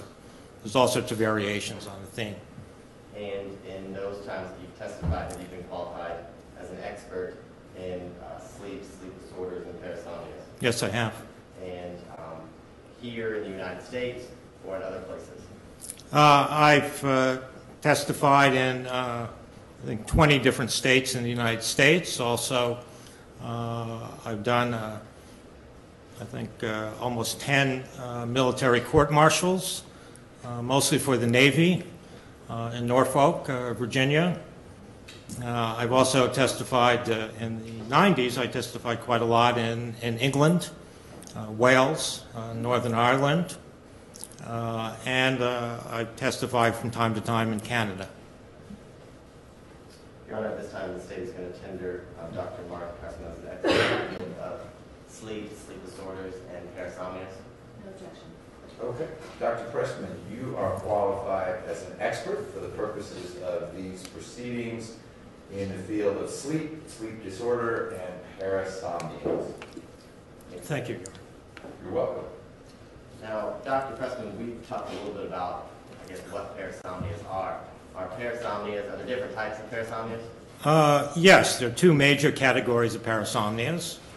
What are those? Those that occur during rapid eye movement sleep, or REM sleep, and those that occur in sleep that is not REM sleep. It's usually just called non-REM sleep, although usually in the deeper stages of non-REM sleep. There are actually 3 stages of REM sleep: very light, sort of intermediate, and deep. Okay. And of those parasomnias is REM behavioral disorder. What type of parasomnia is there? Well, as the name suggests, it occurs during REM sleep, but it's the result of a very unusual problem in the brain of these individuals. Now, have you had an opportunity to review the police report and the interview of Mr. McIver for this case? Yes, I have. Have you also had an opportunity to review the Mayo medical records, 2004 to 2009 for Mr. McIver? Yes, I have. As well as the sleep study that was done by Dr. Rye in January of 2018? Yes. Okay. And for the January of 2018 sleep study Dr. Rye did you review the video of the polysomnogram and the multi-sleep latency test that was done for the defendant? Right. Well, it's actually video plus, the tracings. It's like when you see on TV they're doing an EEG and there's all these little lines going. That's what the sleep study looks like. And you have to be trained in order to interpret what all those squiggly lines mean. And when you describe the squiggly lines, is that the raw data that is produced from, I guess, the electrodes that are placed on the defendant's body? Right. So they're on the surface of the body. They're not, sticking you or anything. Right. No needles. And we have to tell the patients all the time. And so they're non-invasive, and there's quite a lot of them, up to 20 different sensors. But we're mainly interested in the sensors that are on the head. We measure the brain waves, eye movements, and muscle tone, usually at the chin. Now, when diagnosing or attempting to diagnose or, I guess, determine if there is not a diagnosis of a sleep disorder, is there a book or manual that members in your community look to or follow? Yeah, we usually use the International Classification of Sleep Disorders. This is the 3rd version. This was published in 2014. It's actually, if you work in a accredited sleep disorder center, you are required to use it. And did you have any part in writing the chapter on parasomnias? Yes, as I said, this is version 3. Version 2, I believe, was 2004. It's quite a long time since it had been updated. And 5 years ago, the American Academy of Sleep Medicine, that's the national body in the United States for sleep and sleep specialists and sleep centers, decided we should keep up with the science. And I was recruited along with two other sleep specialists to review the old version, decide what was no longer, up to date, and review the science that had occurred since 2004. Actually, there were over 1,500 new scientific studies about parasomnias that we had to go through and decide whether we should include them in the book. And then I assisted in writing the first draft of the current version, mostly the sections on what we call non-REM parasomnias, or also called disorders of arousal. And when we're talking about the parasomnia REM behavioral disorder, or RBD, does alcohol have an effect on that disorder? It would only have the effect of delaying its occurrence. REM behavior disorder is notable for the absence of the usual, it's not really paralysis, but people who are in dreaming sleep and REM sleep do not have the use of their voluntary muscles, their arms, their legs. They can't control them. It's not really paralysis, but essentially it's the same thing. Your lungs work, your heart works, things that don't require your control of your brain still work. But otherwise, it's just like normal REM sleep. And we know that alcohol has a distinct effect on REM sleep. It delays it, or if you have enough alcohol, it will even suppress it. So someone who is an alcoholic, for instance, may have no REM sleep at all because it's being suppressed by the alcohol. Okay. And typically, how long does it take to get to REM sleep, where you can experience REM behavioral disorder? Well, it varies by age, of course, but say in a young adult, it would be about 70 to 90 minutes. That's when REM sleep first occurs after you fall asleep.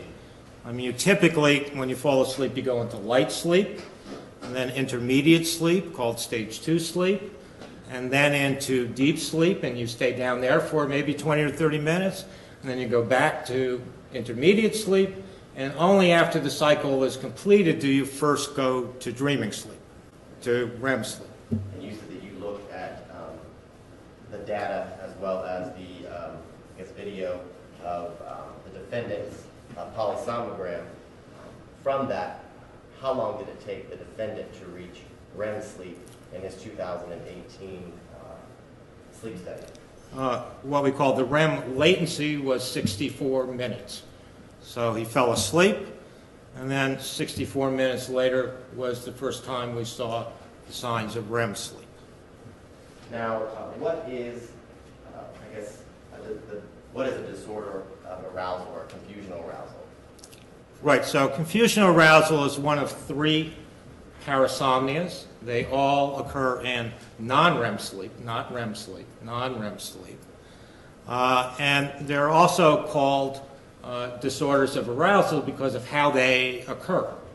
Until probably for thousands of years, until 1964, it was thought that sleepwalkers were acting out their dreams. Okay? That's what everyone thought. And in 1964, the very first modern sleep laboratories started to function, and they brought some, actually they were, I guess they were 12-year-old, 13-year-old sleepwalkers, known sleepwalkers, into the laboratory, fully expecting to see that they did their sleepwalking out of REM sleep. But instead, what they saw was when they reached very deep sleep, there was a partial arousal, meaning it's sort of like a little piece of wakefulness, And in most individuals, either you would just sleep right through it, wouldn't have any effect, or you'd wake up completely.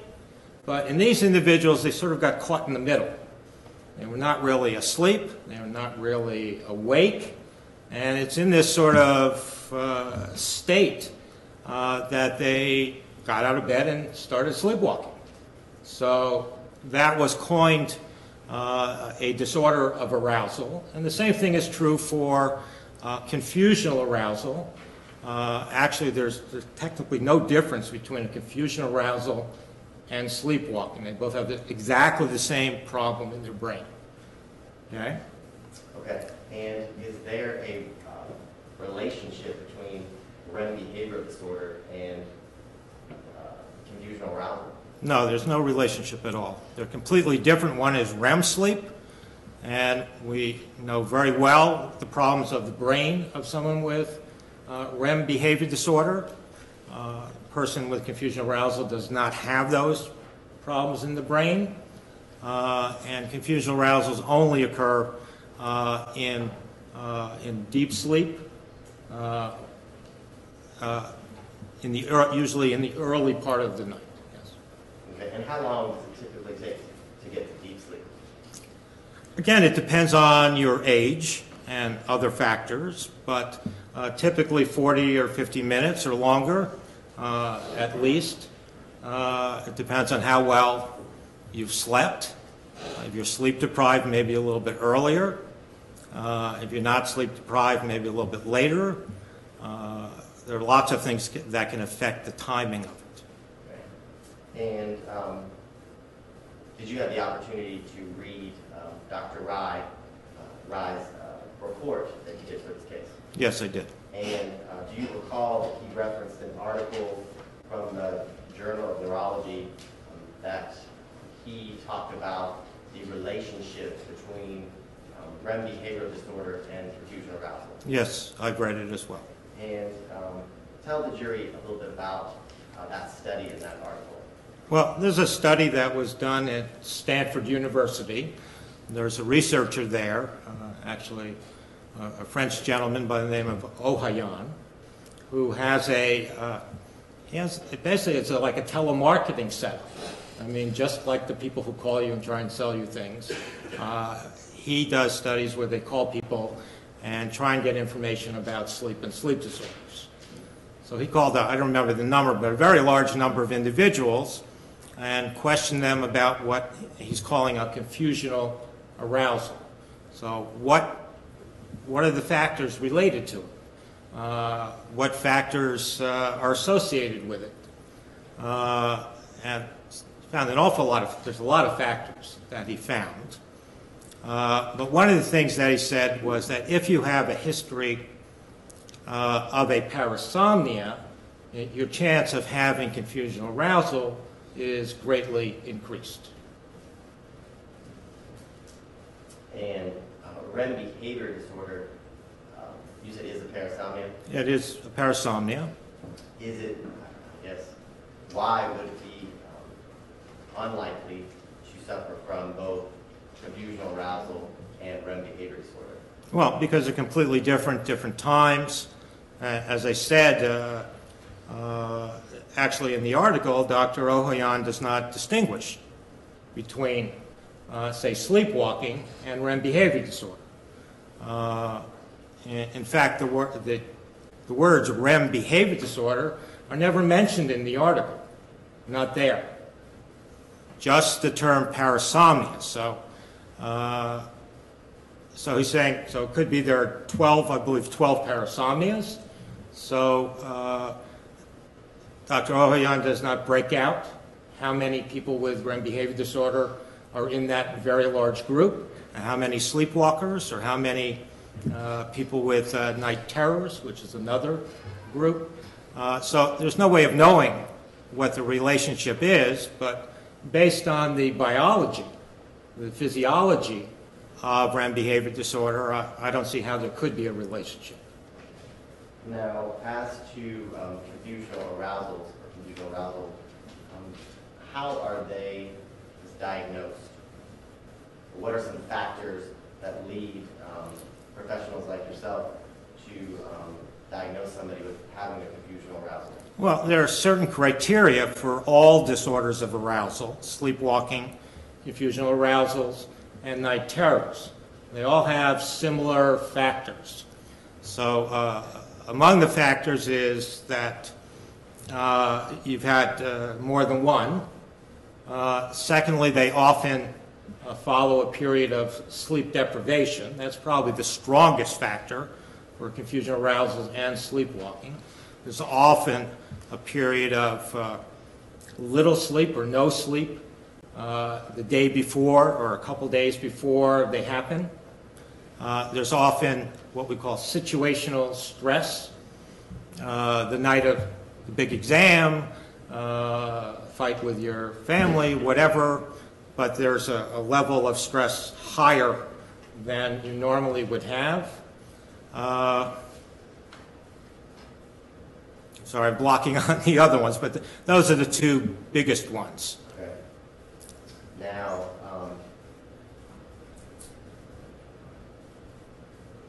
as to the materials that you, I guess, looked at in relation to this case, that being the 2004 to 2009 Mayo Clinic records and the Emory study that was done in 2018, what do they tell us about Mr.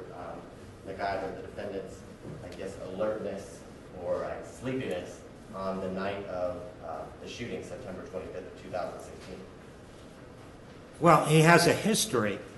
Part of what the Mayo Jacksonville Sleep Center did was have him fill out a pen and paper diagnostic test. It's called the Epworth Sleepiness Scale, ESS. And it was designed because other pen and paper measures of sleepiness were not very good because people get used to being sleepy. So instead, he selected, I believe there are 8 situations in which people who are sleepy might tend to doze off. Okay, and there's a variety of situations. There are 2 that involve a car. One involve the question is how likely is it that you would doze off riding in a car for an hour? I think an hour as a passenger. And the other car related one was how likely would it be for you to doze off stopped at, I can't remember if it says a red light or a stop sign, if you're stopped at a stop sign. Okay. And do you recall how Mr. McIver answered those questions in the studies done from 2004 to 2009? Well, he either said that there was no chance he would doze off or only a slight chance that he would doze off. And when those questions were asked in his 2018 study, did those answers, did they change? I haven't seen the actual specific breakdown, but the total, so it went from the total score went from, the maximum you get is 24. His score was 12, which is still within the normal range, as I understand it, just below where you'd start to say it was serious. Okay. Now,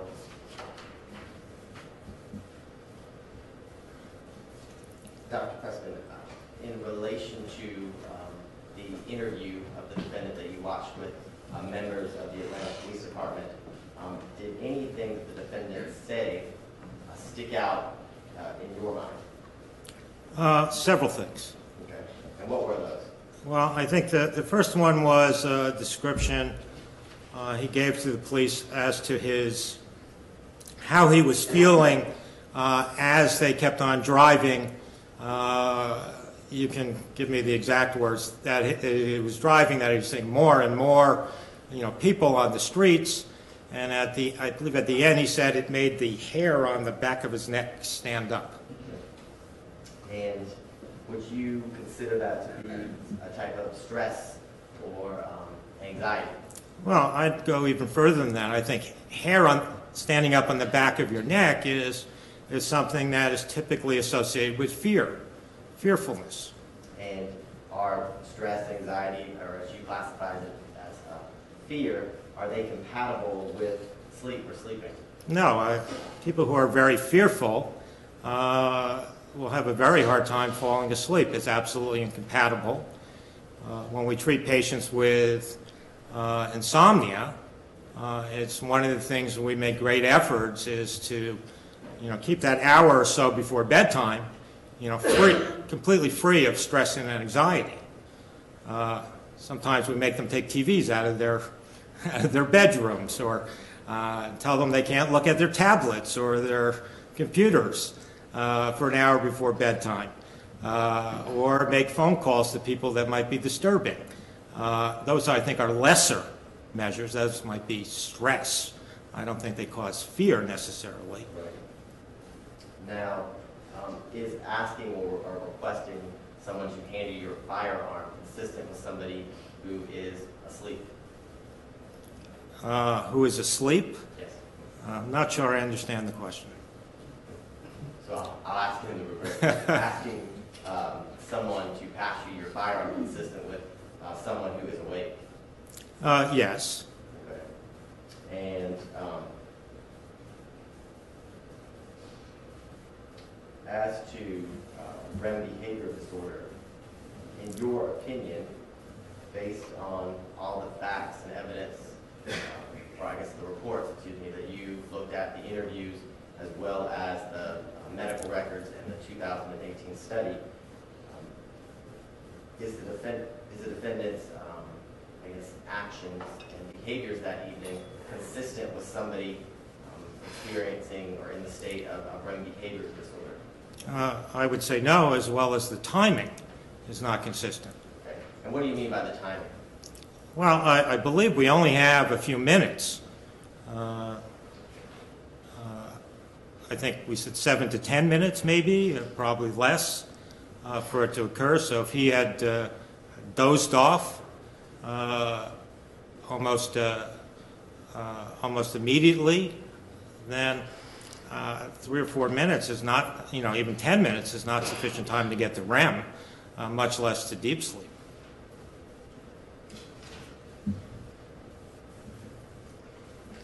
And did you, as part of your review of this case, have an opportunity to drive the route from the Edgewood exit of the highway on 75, 85, and up to Piedmont Park, 14th Street and Piedmont Road? Yes, we took sort of on the way back from the airport to the hotel, that's how we drove. And how many miles was it from the exit to Piedmont Park? 2.6. Now, is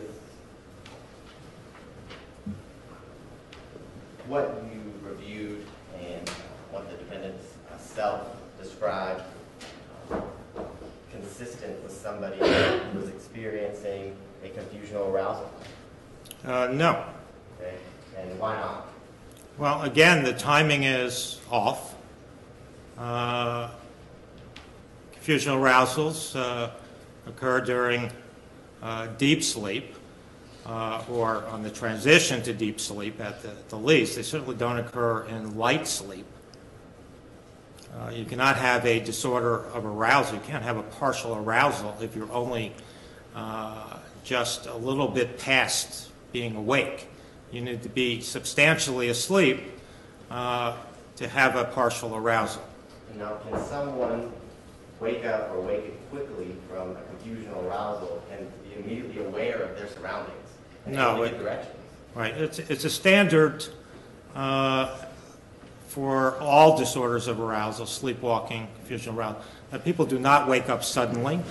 Remember, they're stuck in this never land between sleep and wake.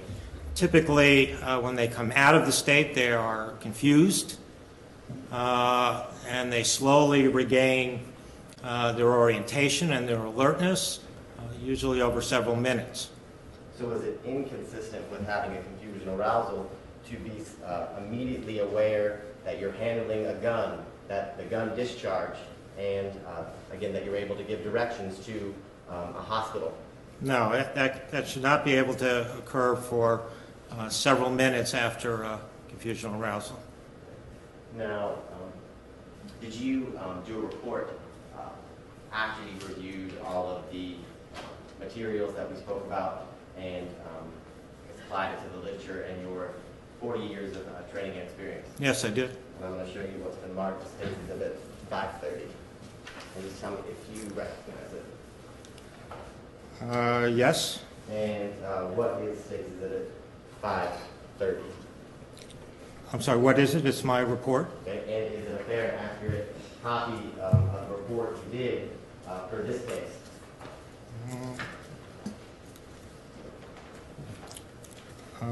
Yes. Okay. And at this time, Your Honor, the state would tender what's been marked as State Exhibit 530 into evidence for purposes of the record. Ms. Clark-Palmer, any objection to admitting 530 into the record? No, Your Honor. Submitted. Now, in your report, Dr. Tussman, did you come to conclusions for what you believe, based on all your training and experience, as to the defendant's behavior on September 25th of 2016? Yes. Okay. And based on everything that you reviewed, was the defendant's behavior consistent with somebody suffering from a REM behavioral disorder episode or in that state? No. And was it consistent with somebody who was experiencing a confusional arousal? No. Okay. Based on everything that you reviewed, based on your 40 years of experience, your research, your publications, is the defendant's behavior consistent with somebody who was awake when the gun was fired on September 25th of 2016? Yes.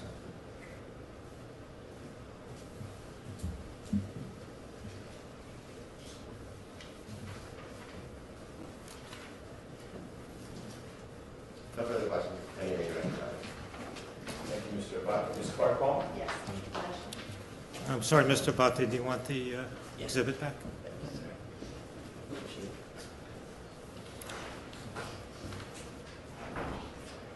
Dr. Pressman, good morning. Good morning.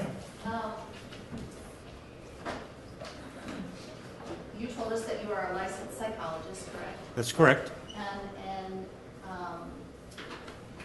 you also mentioned at some point, you were telling us about the American Academy of Sleep Medicine. That's correct. Okay, and that was the organization that asked you to look at the ICSD? Yes, I believe it's under their auspices. Their name is on the cover.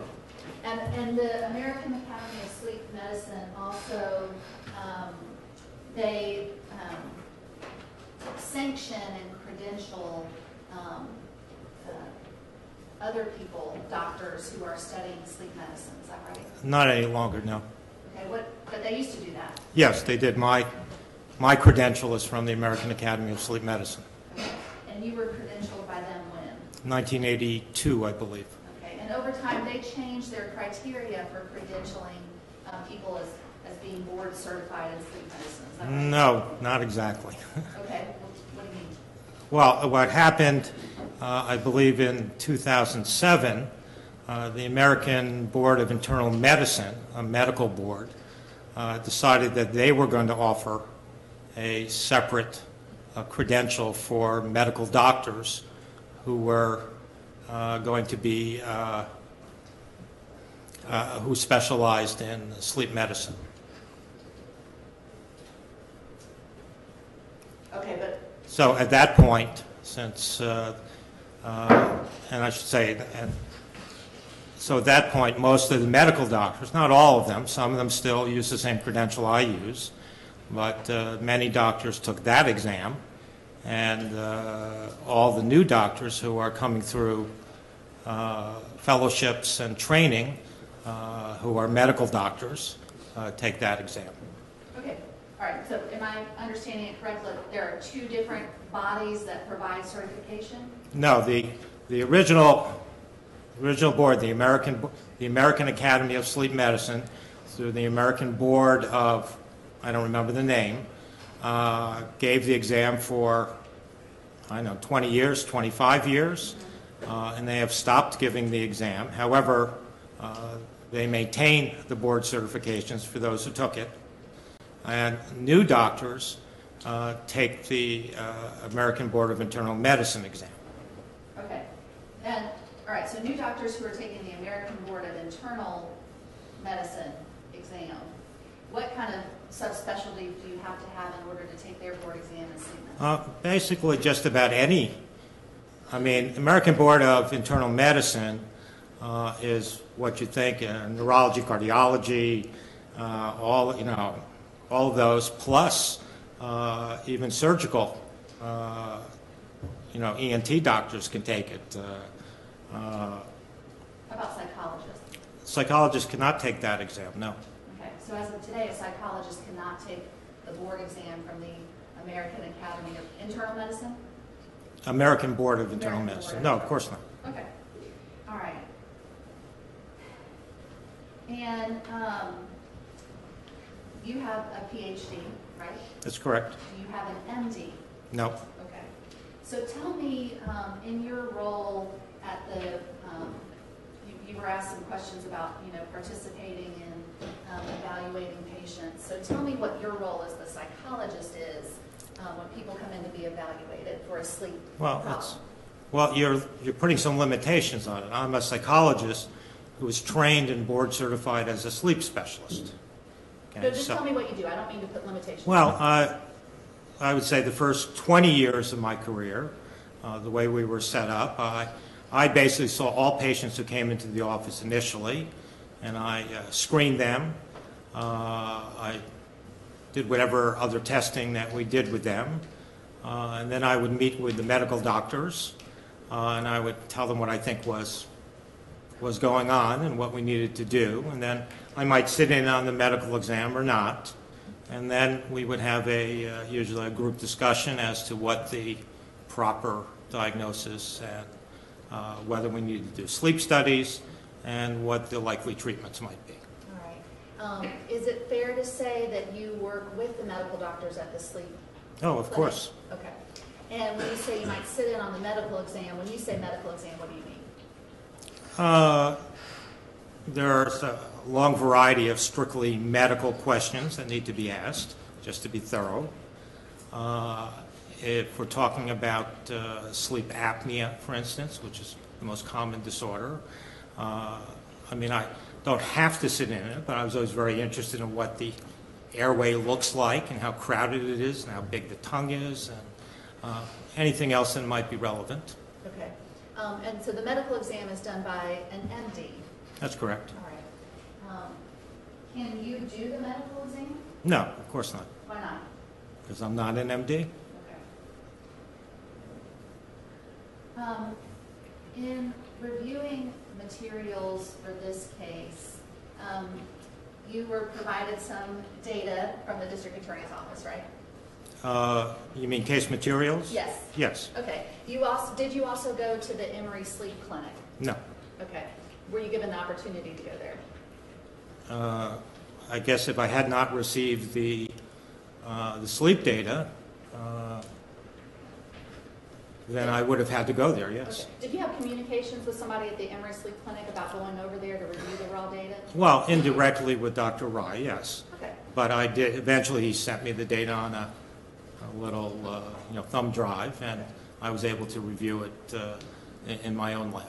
Okay, so and am I understanding that you're saying because you got the data on the thumb drive, you did not need to go to the Emory Sleep Clinic? Yes, that's correct.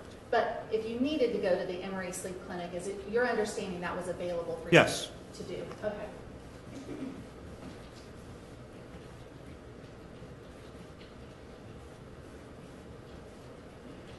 All right. So let me kind of start with the REM behavior disorder. Do you have a dispute with the diagnosis that Mr. McIver has REM behavior disorder? No, I do not. Okay.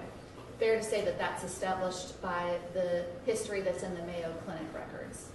Well, by the history and also by the sleep study they did in 2004. Okay. Yes, I think there's a little doubt that he has REM behavior rare disorder? behavior disorder, yes. And has had it for a while? Sounds like it, yes. Okay.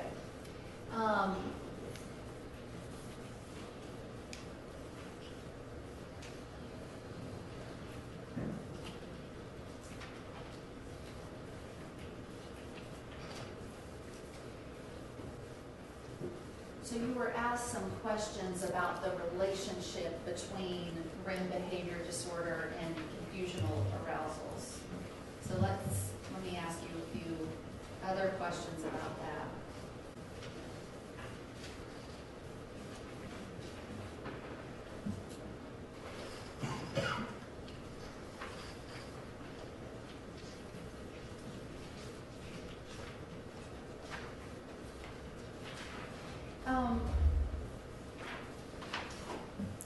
And Mr. Abati asked you some questions about the study done by, tell me how to say his name, Dr., how did you pronounce it? Okay. Ohayon, Ohayon, okay. it's French. Okay, thank you. And you know that Dr. Rai relied on the study by Dr. Ohayon in his statement that there was some relationship between Mr. McIver's REM behavior disorder and confusional arousal. Yes, I understand that. Okay, but you take issue with that statement. Well, I guess you can say I take issue with it. You don't agree with it? It's not what's written in the article. Okay. All right, so this article was written by Dr. Ohayon, and there were also two other people listed as, and you tell me what's the right way to refer to them. Are they co-authors or? Yes. Okay, so there's Co-authors. 3 people who authored this article, right? That's correct. And it was published in the American Academy of Neurology.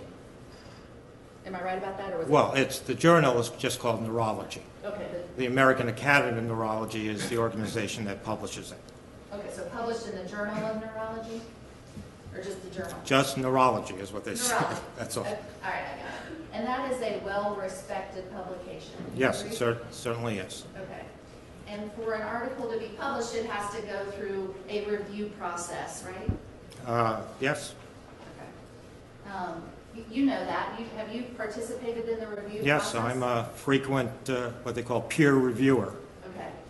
Do you peer review articles for neurology or for a different publication? I have in the past, Okay. but not this one. Okay. Dr. Ohayon is a medical doctor, right? Yes. Okay. And he studies sleep, doesn't he? Broadly speaking, yes. Okay. And one of the other co-authors was Mark Mahowald. Mahawald. Why can't it be Smith or Jones or something?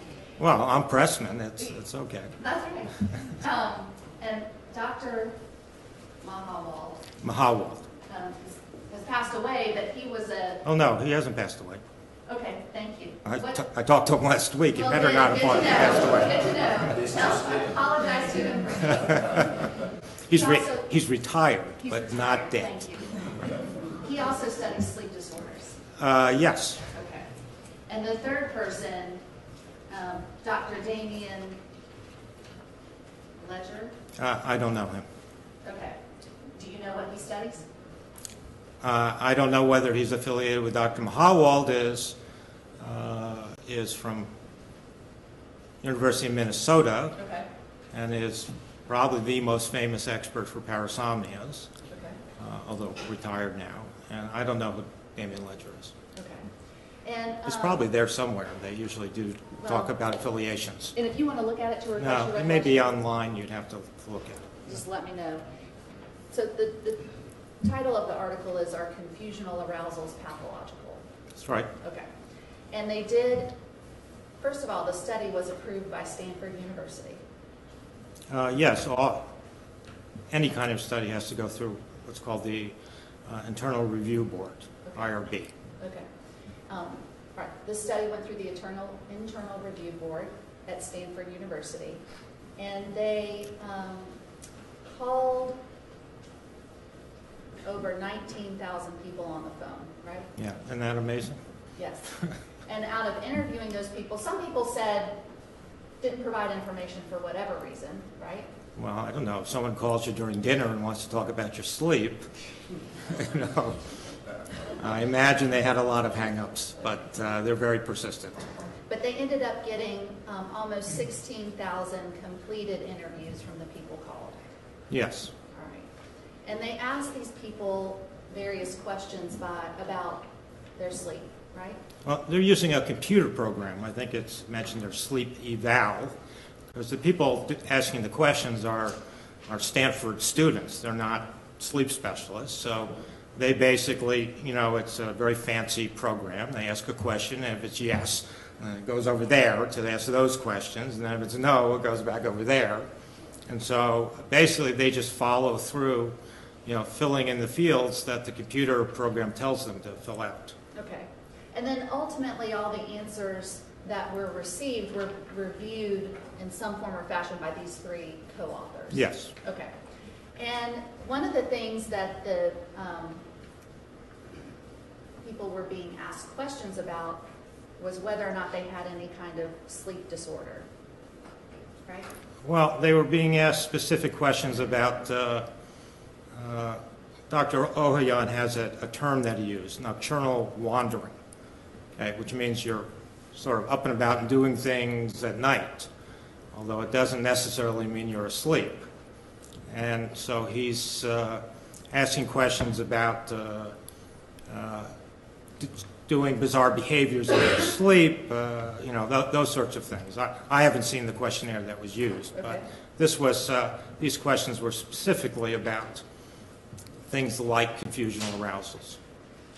Okay. And they were trying to find out if any of the people being called, among other things, one of the things they were trying to find out is if they had a parasomnia, right? If they had a history of parasomnia, they give a definition in there about unusual behaviors out of sleep, pretty much like what I described initially.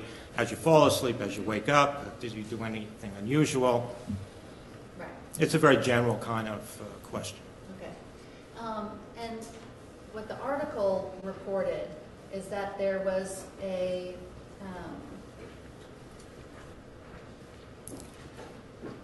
that people who reported having a confusional arousal, maybe the right way to say this, what the article reported was that people who had a parasomnia were more likely to report having experienced a confusional arousal. That's right. Okay. And now, to be fair, the article, this study, doesn't break down, well, what kind of parasomnia did those people That's have? right. Okay. But REM behavior disorder is a parasomnia. Yes. Okay. Is there any other study out there that contradicts this article that says, well, no, in fact, people who have parasomnias are not more likely to have a confusional arousal? Not that I know of.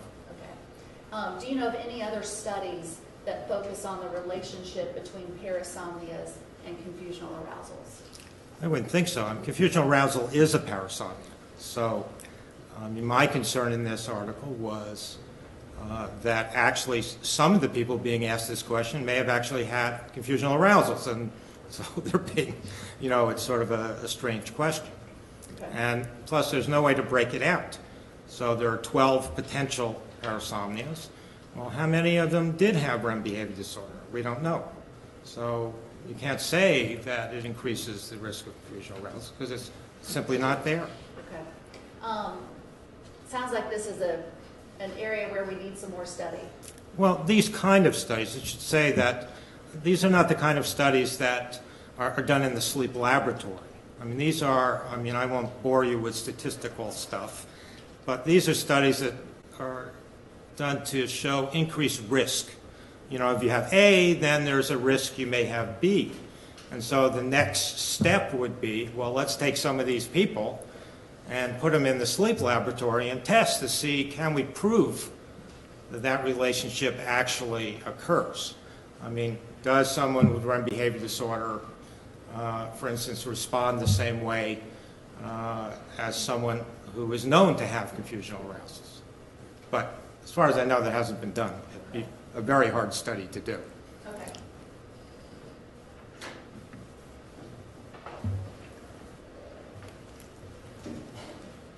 But as to this study, you're not aware of anything else that contradicts the statement that people who have a parasomnia are more likely to have it? No, and I think it's within the non-REM parasomnias, we know that that's true.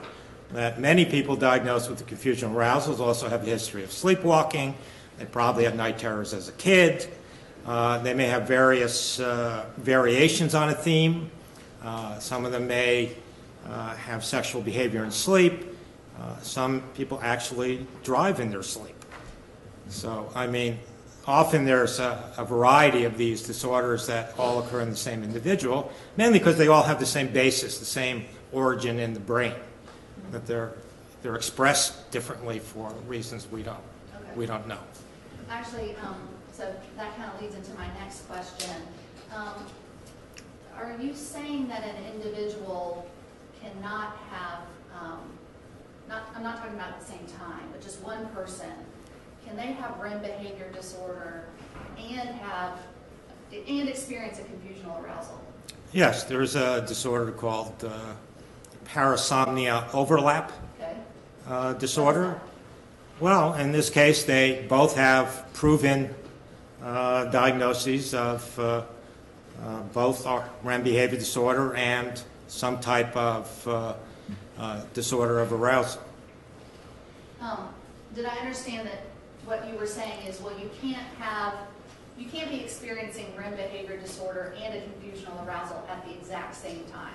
No, that's impossible. Okay, because one involves REM sleep and one involves non-REM. That's correct. Okay, I'm with you. So confusional arousals, I think you told us, are part of disorders of arousal, right? Yes. Okay. And disorders of arousal typically occur during deep non-REM sleep. Yes. Okay.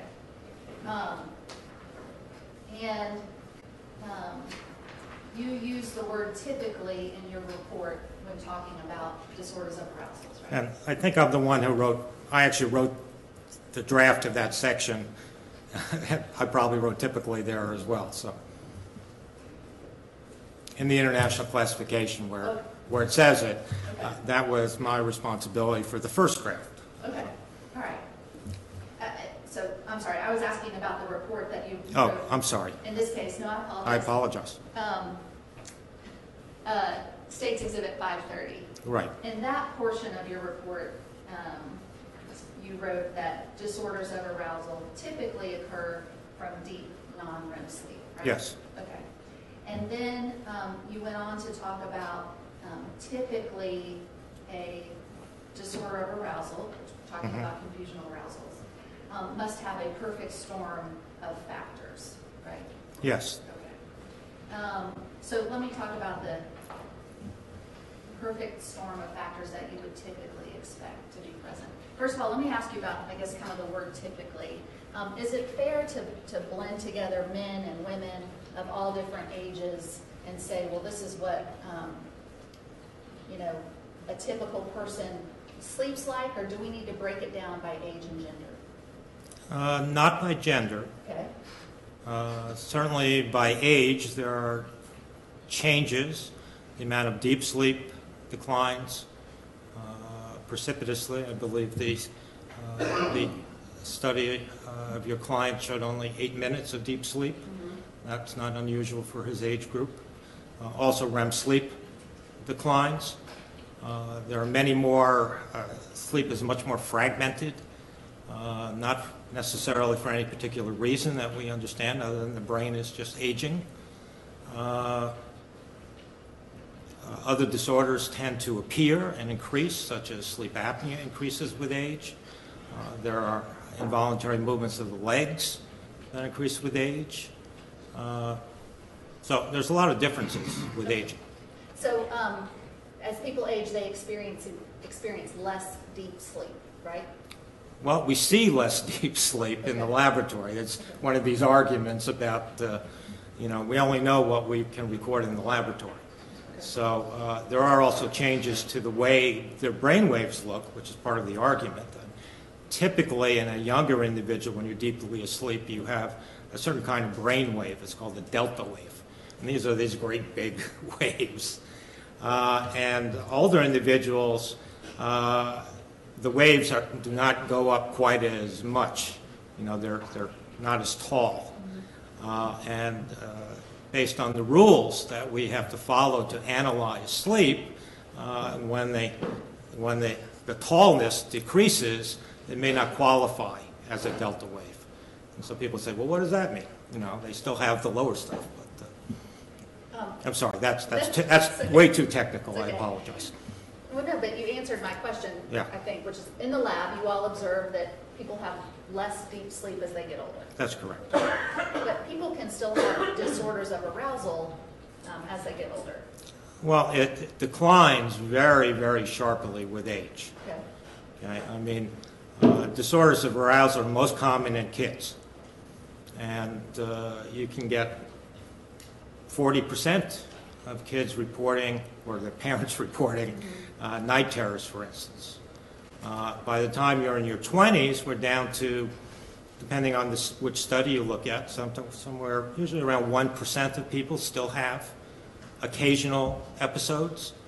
And then that declines even further as you get into your 50s, 60s, 70s. It's pretty unusual for it to appear for the first time when you're older, if you never had it before when you were younger. Okay. But it doesn't disappear? Not 100%, no. Okay. Including confusional arousals, right? Yes. Okay. So in your report, you talk about the factors that typically occur prior to a confusional arousal occurring, right? You talk about genetic predisposition, priming factors, and then precipitating, provoking, or trigger factors. Yes, those are,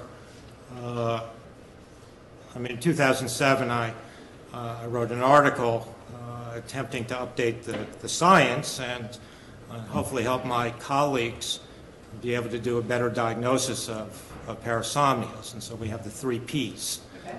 Yeah. Let me focus on the second P, the priming factor. One of the priming factors you told us about is sleep deprivation. Yes. Okay. Another priming factor may be situational stress, correct? Yes. Okay. And you saw in the documents that you reviewed in this case, and I think Mr. Abati was asking you about it, is the situation where Mr. McIver reported being fearful, right? Yes. Okay. And that could be an example of situational stress. Yes. Okay. Now, But I should say that's very atypical for the way it occurs in general. I mean, you don't have the stress and then boom, seconds or minutes later have the confusional arousal. That's not the way it happens. right. Well, so let's talk about that. Am I understanding your testimony correctly to say that it's atypical that you would have that kind of stress and then fall back asleep? Yes, absolutely. Okay. All right. You also saw in the data you reviewed in Mr. McIver's 2018 sleep study at Emory. Yes. You saw that during the times when he was the multi-latency sleep test. Did I get the title right? Multiple sleep latency tests. Just say MSLT, we do. Okay, in the MSLT, you saw that there was one occasion where in the nap he fell asleep in 2 minutes. I think it was 5 minutes, but Yeah, nevertheless. I get it wrong, 5 minutes. And is that a pretty fast amount of time to fall asleep? No, not in his age group, it's not.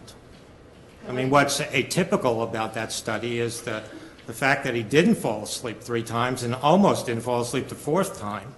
That's very, very, very atypical for a man of his age.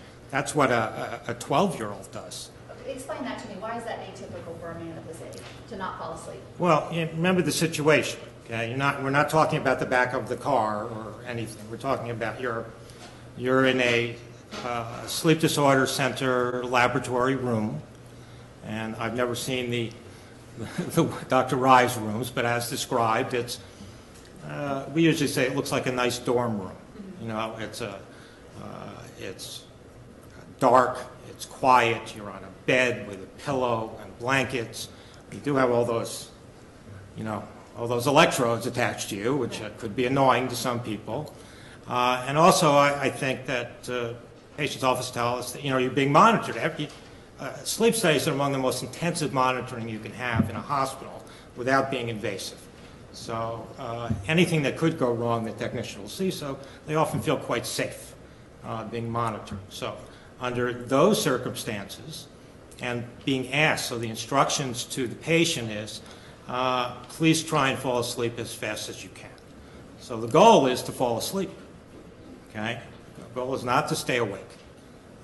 So under those conditions, we find that the people who stay awake are people who are, I guess, naturally alert, naturally, I don't know, anxious, maybe, naturally alert, and getting as much sleep as they should. Most Americans, you know, do not sleep as much as they should. They do not wake up fully alert.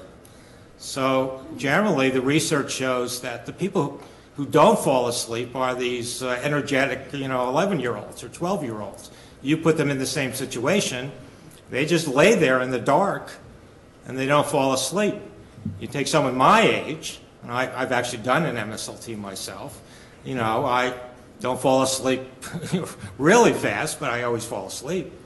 So not to be able to fall asleep is very unusual, and especially in light of his sleep the night before. If you remember, he fell asleep in 2 minutes the night before, and he slept only 6 hours, and I believe his usual total sleep time was 8 hours, 9 hours. So he was a little sleep deprived at the time, right? So, and then the next day he comes in the lab and then he can't fall asleep. I mean, he should have been sleeping, but he wasn't, so. Okay, so on 4 of the naps, 3 of the naps he didn't fall asleep at all, correct? Yes. Okay. 1 nap, he fell asleep within 5 minutes. No, right? 15. But there was 1 nap. Okay, 1 nap was, that was the third nap, Right. about 1:30 in the afternoon. Fell asleep within 5 minutes. Yes, 2 REM sleep. yes. Okay. And then, as you said, the night before, he fell asleep within 2 minutes. That's right. Okay. And that's a short amount of time. Right, it's within the normal range. If someone keeps a regular sleep schedule, then 2 minutes is not unusual. And we don't really know.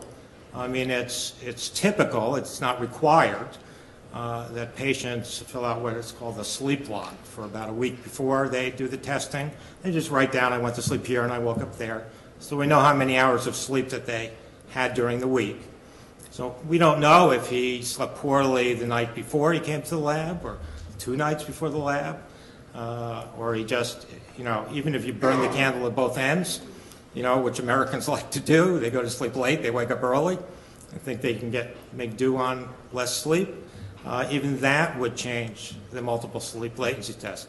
The MSLT is very sensitive to changes in sleep and all sorts of other things. Dr. Rye actually noted, I mean, 6 hours is about the least amount of sleep that you would accept and actually continue on to do the multiple sleep latency test. If he had had 5 hours, he would have canceled the test because that alone would make him sleepy. But then he wasn't sleeping. I mean, the way this is to be interpreted is not that you look at one of the naps, you look at all of them together. Okay. All right, in the sleep lab, as you just said, we don't know about Mr. McIver's sleep history before he went to the sleep lab in January. That's correct. Didn't see anything where he kept a log. No, it was, at least I didn't see it, no. Okay. And from September 2016, you didn't see anything in the documents that you reviewed about a report of Mr. McIver's sleep the night before the shooting? No, I don't think so. You did see in the documents that you reviewed that there were reports that he played golf that day? Yes. Okay. Did you see anything in the reports where he reported having taken a nap at all that day? I don't believe so, no. Okay. Did you see anything in the reports about the temperature outside, that it was a warm, sunny day in late September? I believe he said something about that during his police interview. Okay. And the shooting occurred somewhere around 10 p.m., roughly, correct? That's right. Okay. A time when it would be typical to expect maybe somebody would be going to sleep for the evening. Well, I think it's a little earlier than his usual sleep time, assuming it was the same as that he kept in the years when he was being followed at Mayo Jacksonville. I was impressed that he kept seemed to keep a very regular time, which is unusual. At least that's what he put in his questionnaire. So, I'm sorry, I've forgotten what your question His is. questionnaire and the last record you saw was from 2009. 2009 is correct. Right, now we're in 2016, right? Correct. Okay. So let me ask you about the precipitating or provoking factors.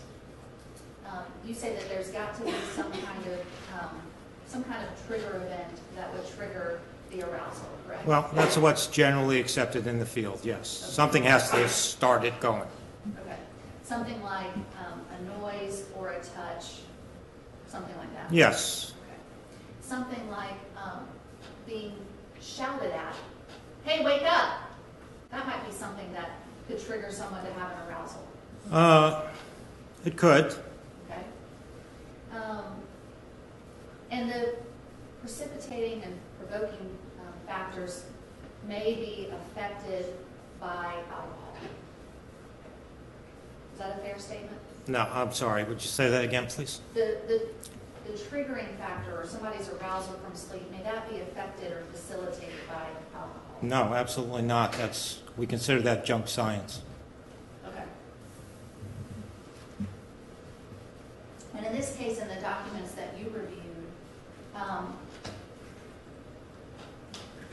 reviewed Mr. McIver's statement to the police, correct? Yes. Did you also review Ms. Carter's statement to the police? Probably. I don't remember, quite frankly. Okay. Do you remember reviewing that she reported that Mr. McIver, that she assumed he was asleep after he was given the gun? I don't remember that. I remember there was something about him not participating in a political conversation as sort of something he would ordinarily do as evidence that he was not, fully conscious. Okay. Did you see anything in the documents that you reviewed where someone said, no, after he got the gun, between that time and the shooting, he was awake the entire time, and I know that because he was talking to me, or something like that? No. Okay.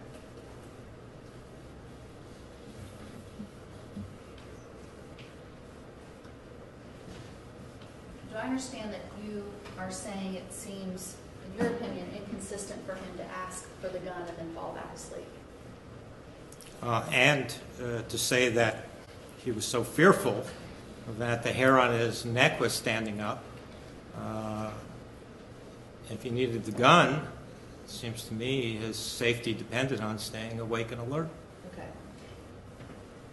Is it impossible that he fell back asleep, in your opinion? Based on my current knowledge of sleep medicine, I would say it is not possible that he fell back asleep. So you're saying that your opinion, you're 100% positive he was awake that entire time? I'm just saying based on the current scientific, sleep science, I believe he did not fall back asleep.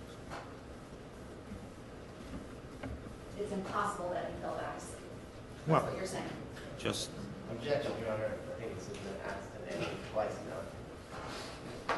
Next question.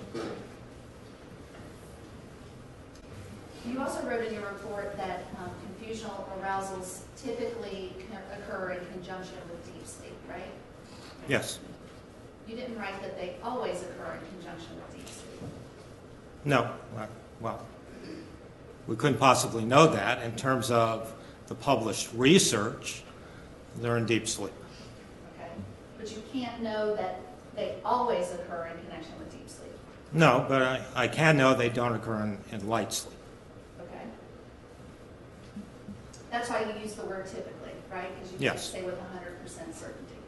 Right. I mean, there's no way to be 100% sure about that. Yes.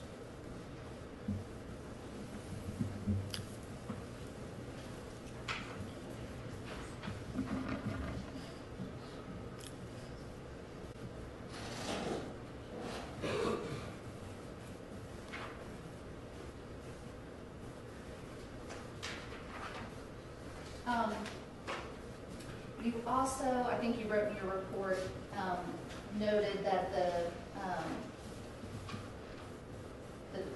2018 sleep study at Emory didn't show any signs of a confusional arousal. That's correct, and there was no notation by Dr. Rye. Okay.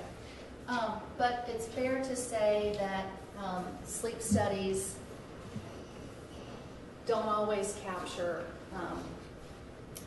let me rephrase my question, just because a sleep study or polysomnography, let me maybe use those Just words. say PSG. PSG and MSLT. Very good. Okay, just because those two things don't capture evidence of a parasomnia doesn't mean that the person doesn't have that parasomnia. No, you're quite right. Okay, because for a lot of reasons, right? One reason may be, well, one night is not enough to capture all of this person's sleep habits. Well, as I said, there are the three Ps. So the may not be sleep deprivation there, may not be stress, may not be something, a trigger that is sufficient to trigger it. So it may be that a low noise might not do it. Maybe a louder noise may do it. Maybe airplane passing overhead might do it, but it's very specific also to the individual. Okay. And so evidence in this case, well, just for example, that in the PSG and the MSLT that we didn't see Mr. McIver, punching or kicking his arms, doesn't mean that he doesn't have brain behavior disorder. Oh, no, and I didn't think that. Right. Same thing for confusional arousals. Just because you don't see somebody have a confusional arousal in the lab doesn't mean that they haven't had them at other points in their life. Well, the lab is only confirmatory. It's much more based on history, on what we call clinical symptoms. And if we can confirm it in the laboratory, that's great. But if we don't, we'd still go with the diagnosis based on the clinical history. Okay. All right. So let me just ask you a couple more questions and get some clarity on the Mr. McIver and the nights of September 2016. You saw in the documents you reviewed where he reported being in an area where the hairs on the back of his neck stood up, right? That's what he said. Then he also said that they got out of that area and he was satisfied that they were no longer in danger. Well, the order of those is he first said something about being out of the area, and then he said this thing about how as he drove along it got worse and worse and worse, and the hairs on the back of my neck stood up. So when I looked at that, it seemed that the second statement sort of contradicted the first.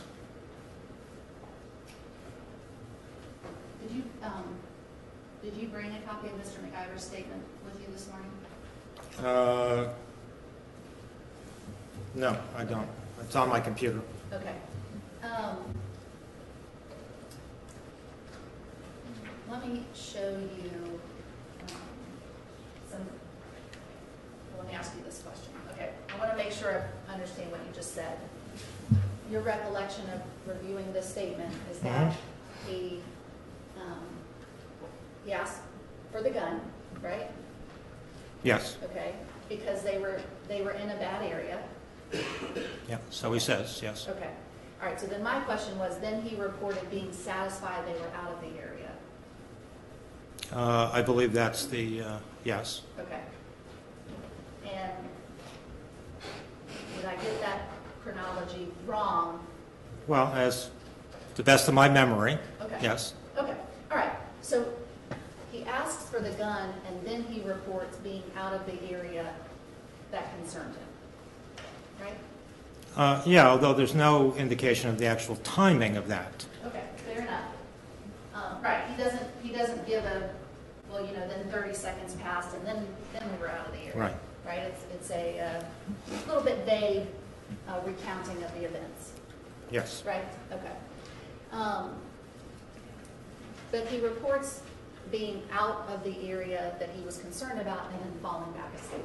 That's what he reported. Yes. Okay. He reported that the stressful situation that caused him to get the gun out was over. Right? He didn't say that. He didn't say those words, but that's what he said. He was satisfied they were out of the area. Well, that they were concerned out of the area, but he doesn't say anything about his state of mind, about whether he still was feeling fearful. Wasn't saying why he still thought he needed to have the gun on his lap. So I acknowledge that he did say that, but there's a lot missing from the description. Okay. You maybe would have asked some more questions. Well, I'm not the detective, so I don't know what I would have asked him under the conditions.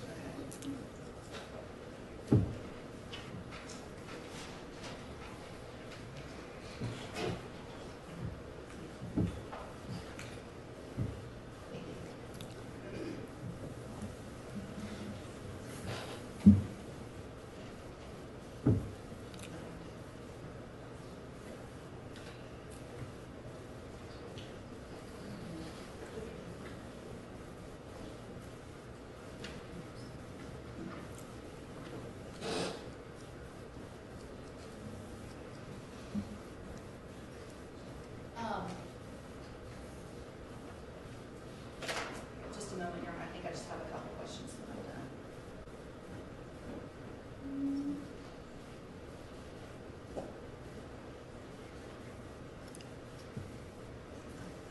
Is it fair to say that there are people who may have some sort of sleep disorder or parasomnia who never make it into the sleep lab? Oh, sure. Okay. And is that because people may have some kind of sleep order or parasomnia, but it's not impacting their life in such a way that causes them to get to the sleep lab? Well, either that or they're just deniers. We've got a lot of people who don't like doctors, they don't like hospitals, they don't like their family telling them, you know, you got to go see the doctor. Right. Is there a percentage or a number of how many people have confusional arousals? Well, they're just the estimates that, you know, like you have there, based on these kind of telephone surveys, which of course have their own kind of problem in terms of estimating. But it's probably more than people think. I think when we say 1 to 4%, that includes confusional arousals. So they're tens of thousands higher. Yeah. So when you say 1 to 4%, just so the jury understands, what's the 1 to 4%? 1 to 4% of the population of the United States. There's a lot of people. Okay. And if somebody has, if somebody's been, is it correct to say somebody's been diagnosed as having confusional arousal? Sure. Okay. All right, if somebody gets diagnosed as having a confusional arousal, how often do they have a confusional arousal?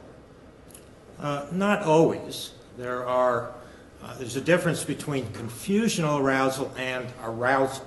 Okay. I mean, everybody wakes up briefly from sleep every night, probably 30 or 40 times, but then they just go right back to sleep and don't remember what happened. That's what the data shows. So, I'm sorry, what the question again, please? How often does somebody, if somebody has confusional arousals, how often do they have them? Well, again, this is with, are we talking in a year, in a night? You could, well, give, yeah, in a year. Well, the older you get, the fewer you'll have. So someone who's 12 years old and has confusional arousal sleepwalking, they could have it several times a week, even every night a week. Okay, but as you get older, it's fewer and fewer. So when you get into 20s and 30s and 40s, unless you have a very severe case, it may be only 2 or 3 times a year, and it's only when you accidentally, have this combination of factors, as we understand it. So you're stressed out, and for some reason you didn't get a good night of sleep, and how often does that happen? And then one of the things we don't know is we don't know what it is, so you get those 3 factors together. Well, what happens in the brain to make it happen then? Because certainly there are other times when all the factors occur and you don't have it. So we're still missing some scientific information. And is it possible that somebody has a confusional arousal one time in a year and then maybe doesn't experience it again? It's possible, yes. Okay. In part because of what you just told us, sort of typically we expect this kind of convergence of the factors. Yeah, but you would also expect, a history as a child, perhaps, or a family history or something to show that it sort of runs in the family. Okay. But Okay.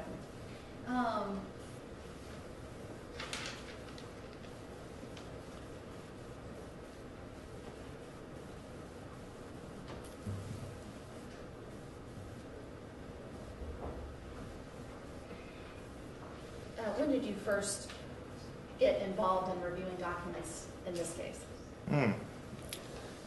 Well, I think I was Mr. Abati's second choice, maybe third choice, Okay. because the other people couldn't do it. Okay. So in January sometime? Okay. And I assume that you didn't come down here on your own free time, but you're being compensated for your work here? Of course. Okay. And how much are you being compensated? $350 per hour. And what's your total hours in the case? Oh, I haven't added it up yet. Well, it's more than just your time today. Yeah, I mean, it'll be, 20, 30 hours, I'm sure. Times $300 an hour, whatever that math Right, is. so, maybe $6,000, $7,000, maybe more. Okay. All right, thank you, Judge. Mr. Abate, any redirect? 60 seconds, yes. Go. Is Twilight Zone, is that deep sleep? No, actually, it's very light sleep. And was the first time the defendant was considered to have experienced or diagnosed the confusional arousal 16 months after he shot and killed his wife? Well, the records prior to, the records from Mayo Clinic, Jacksonville, don't mention confusional arousal or any other disorder of arousal. And so I guess the first mention is after the fact, yes. No further questions, Judge. Jurors, if you have questions for Dr. Preston, ask them down to the left. The team will collect them.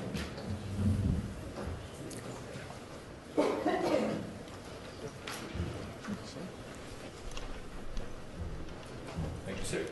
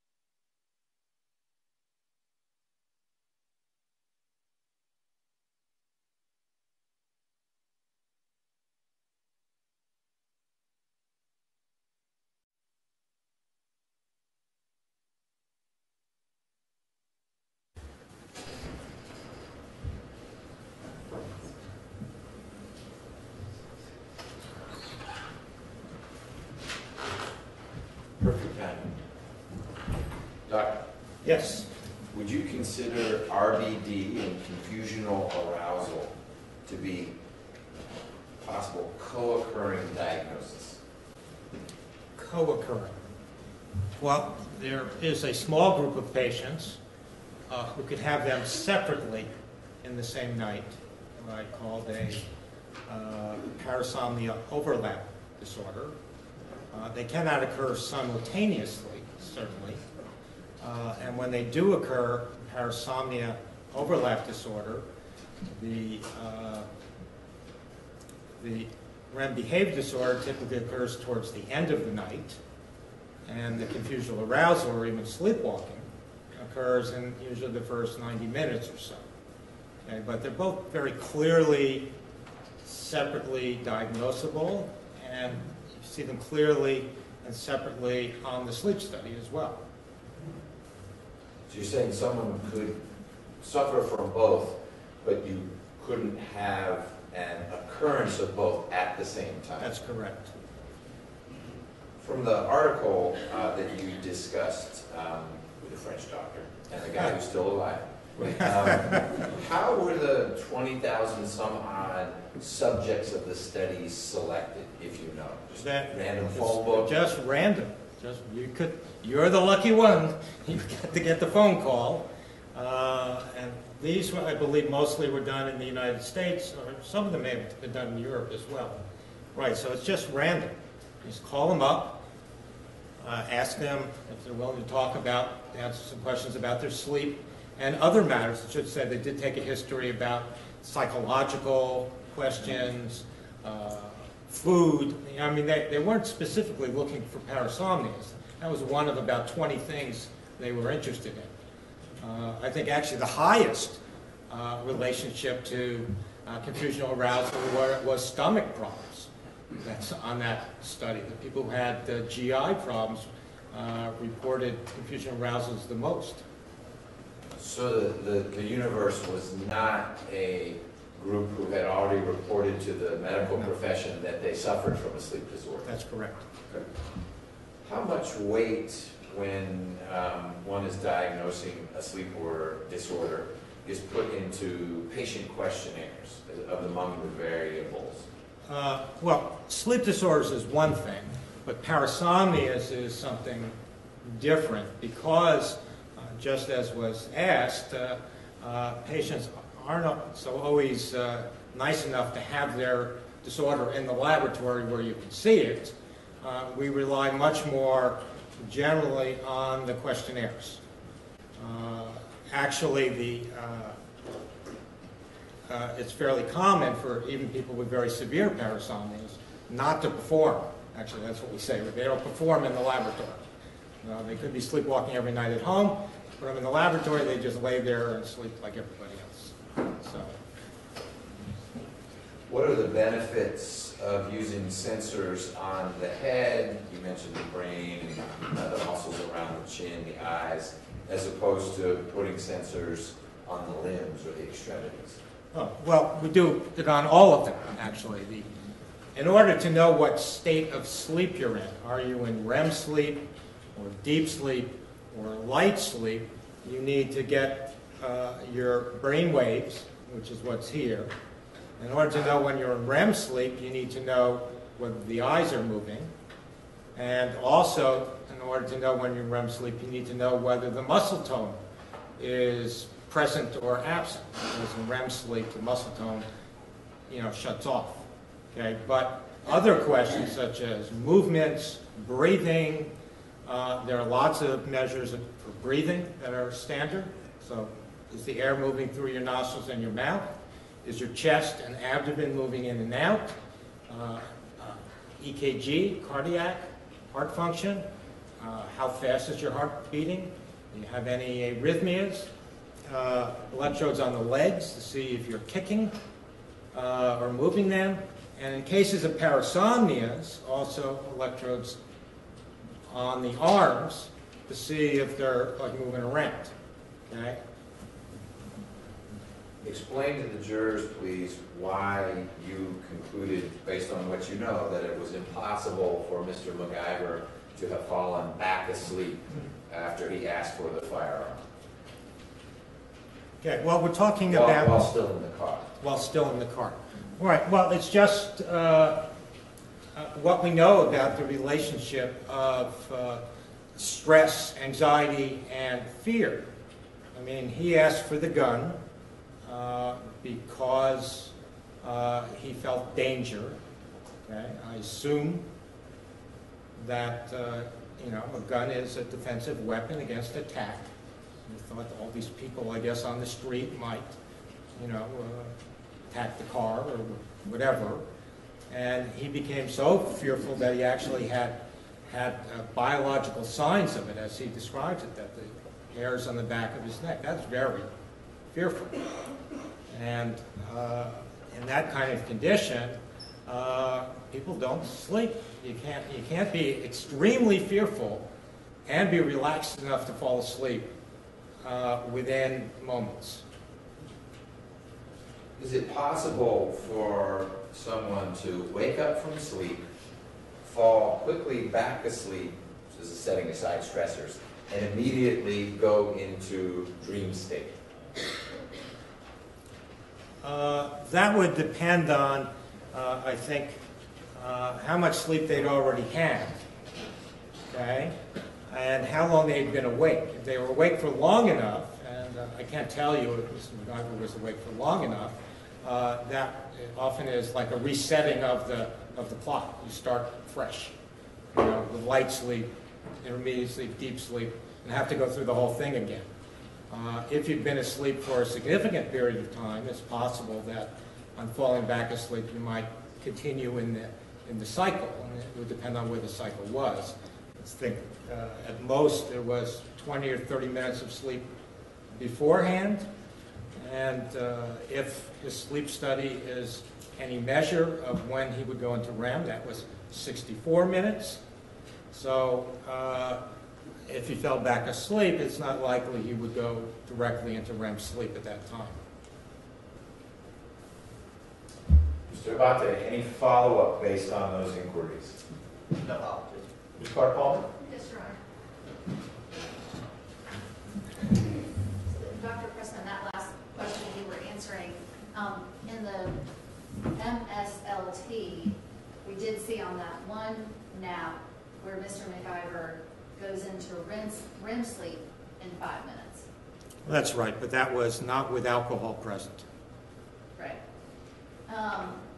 And then you were asked about, you know, why your opinion is that he would not have fallen back asleep after getting the Yes. gun. You went through that. But you also acknowledged that he reported being satisfied they were out of the area of danger, right?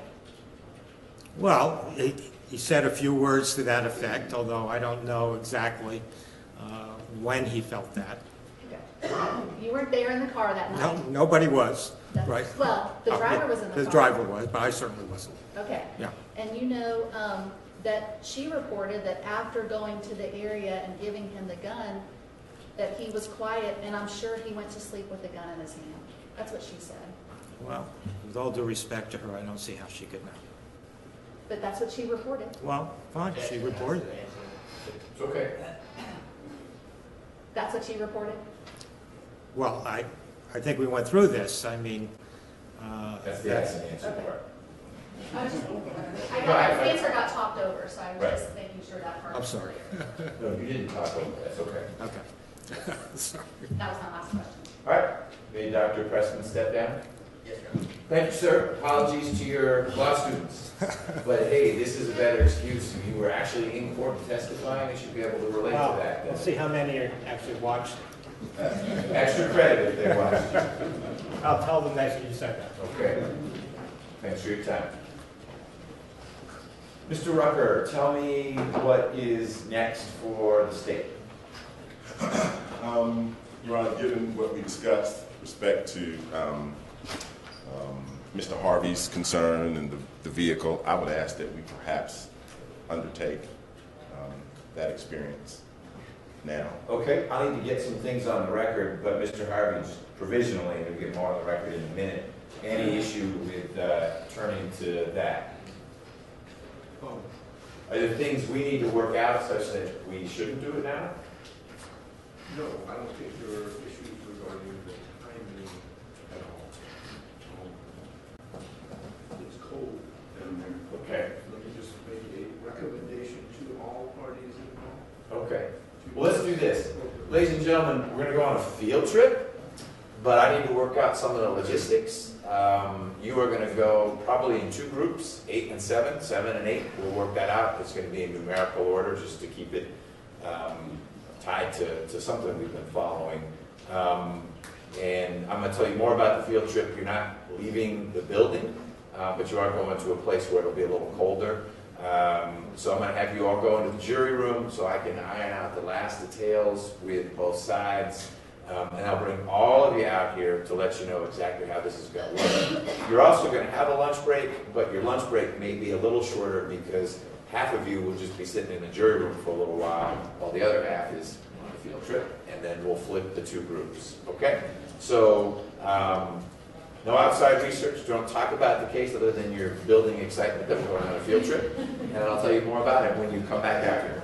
All rise for the jury.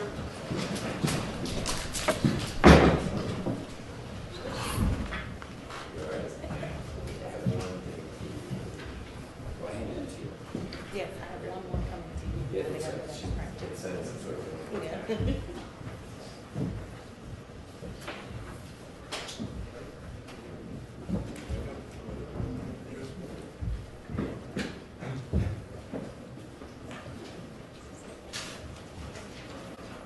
You may be seated.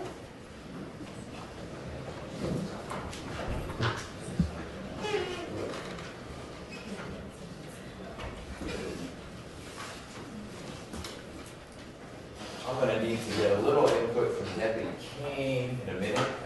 I had hoped that we would have 2 deputies today, and we've been blessed with only 1. But tell me, Mr. Harvey, if you had a sufficient opportunity to look at the setup of the SUV, the dowel in it, the positioning of the chair, such that you are comfortable that having a jury view now, the exact contours of which I'll describe in a second, but that having a jury view now is acceptable to the defense. Judge, we did, Mr. Hyde and I had an opportunity to go look at the vehicle downstairs outside of it being cold. We had a sufficient opportunity to be able to look at the vehicle, measure the vehicle, observe the, by putting the back of the front seat at the bottom, the back reclined just Smidge? I was going to say smidgen. That's The bigger. technical term being smidgen. Okay, so a little more than a smidge.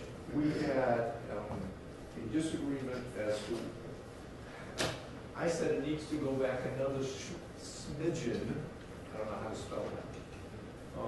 And crime scene tech, Trogic said, no, I think it's in the proper position. And we were using his photographs because he is the closest person to the scene as it occurred. And did he have the rulers like we saw in some of the pictures, or it really is as subjective as you're looking at it saying it needs to be angled back a little bit more, and he's looking at it saying, nah, as I line up photo and chair, I think it's in the right spot. I had a ruler, and I measured various measurements, but I don't know whether I can measure the smidgen. And may I? You can show them this. Yeah, sure. It's basically the one that. Stacy?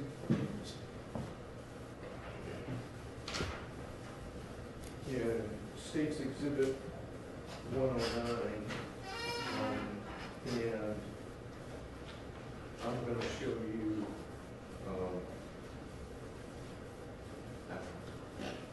which is 2855.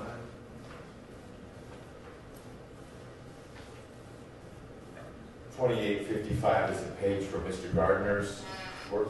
No, it's from Mr. Troggett's identification of his crime scene photographs. And let me put them up on the screen so that we can discuss these. This is States 109.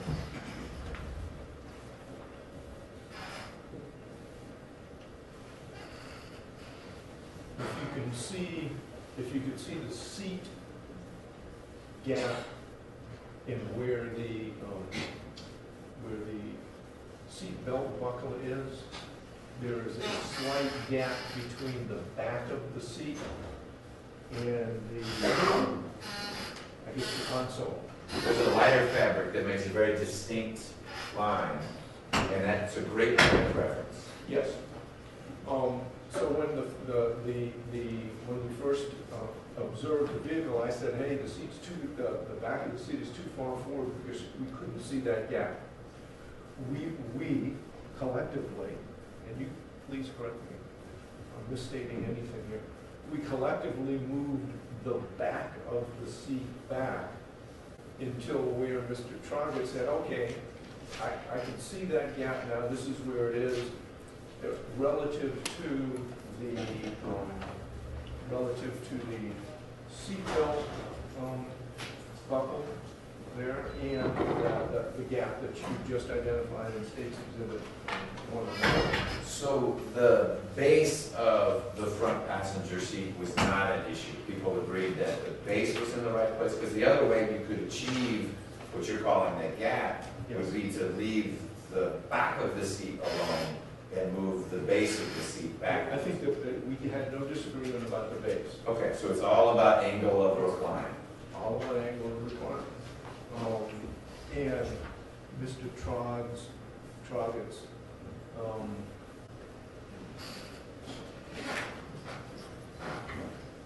his crime scene photo that we used also is this, identified as 2855. I don't know whether that's been admitted. Well, I'm going to mark it and put it in for purposes of this discussion. You can clearly see from a different perspective that gap between the console and the seat. When we moved it, I said it's got to go back another smidgen. He said, no, that's where it ought to be. Our only disagreement is the smidgenness of how far back. And I could not measure that because we don't have a measurement from the time. It is purely visual. It's purely, I think that looks right. He thinks it's back. I think it needs to go back a smidgen. That's our only disagreement. Now, I don't know. I do not know whether that changes anything, whether that makes any material difference. It is just our effort to make sure that the jurors get an accurate visual of where, as best as we could, where the seat is. If, when we all go down there, before the jurors get there, if I were to look, don't take the picture away from me. Sorry.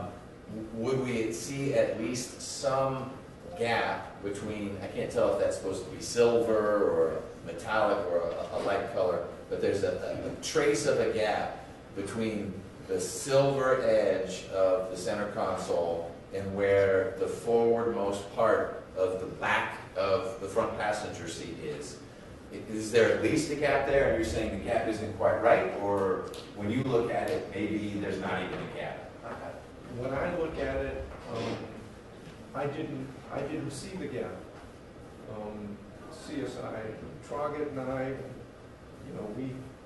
see the gap. I don't see the gap. I see the gap. No, I don't see the gap. It's good Ms. Griffin was there to give you separate. Yeah, and it was very collegiate and professional. So I have got no concerns there. I don't think I saw that kind of gap. Okay.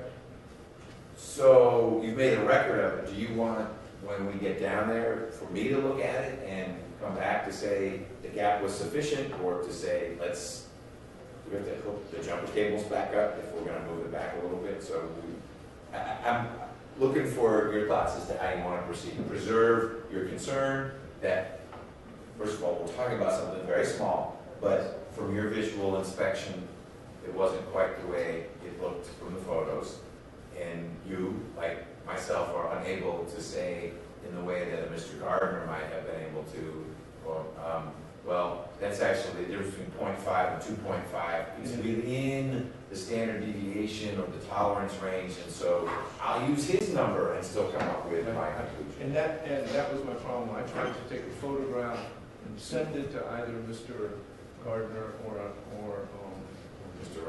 Robinson, and haven't really gotten any response. Mr. Robinson is testifying, Mr. Gardner is in North Carolina, which is not here. Okay. That's my only concern. Other than that, we really agreed on everything else, correct? Yes, you are. I don't know how to handle that. I will look at it when we get down there. Can I introduce, at least for the record, for purposes of the jury view argument, 2855? Yes, and why don't you call it, you've reached the end of your exhibit list, 34. I guess you can't, you have 2 more on the next page in case you ever need more. So this will be defense 34. And can I make sure that at some point, get that in the record with an appropriate sticker? I gotta cut it off, so that it'll be a junior size exhibit. Okay. Defense 34.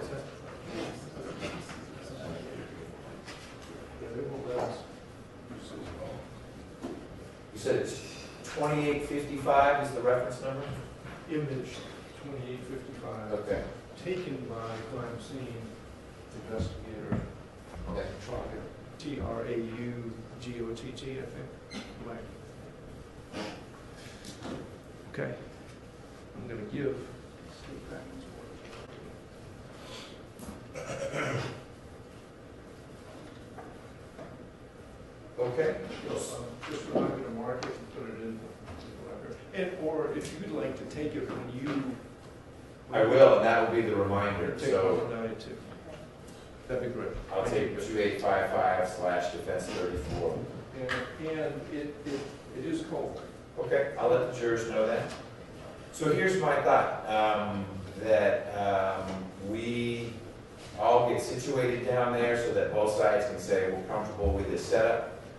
That would include getting Ms. Weaver down there with whatever mobile piece of equipment she's going to have with her. I don't envision her having to take anything down, but she's there out of an abundance of caution should someone suddenly start talking. I will have all 15 jurors come back in here in a moment and explain to them that we'll take the first 8, and I'm going numerically, so that would be juror 5, I think through, what's that first one? Through 57. I think that's right. So 5 through 57. I'll call out their numbers. They'd be brought down first after we give the green light to Deputy King. And everyone is in the position that makes them as comfortable as can be. If not necessarily warm, at least able to watch what's going on. I'll instruct the jurors here, all 15 of them, that they'll be coming down in these 2 groups, and then one at a time, and I'll just do it by their number. The juror can approach the vehicle, look in, get in, they can sit in any of the seats except for the front passenger seat, because there's a dowel sticking out of the front passenger seat. They cannot operate the vehicle, but they can otherwise inspect it and sit in it, and close doors if they want to close doors. There's not going to be a time limit on any juror doing any of that. And as one juror finishes, we'll have that juror stand away from the group that hasn't done it yet. I'll tell the jurors they're not to talk while they're down there. And then when all 8 are done, we get Deputy Kane or a colleague to shuttle those 8 up. We'll bring the other 7 down and repeat the process. The media is permitted to be down there. We'll need to find a spot for them as well, but not with any devices that take pictures.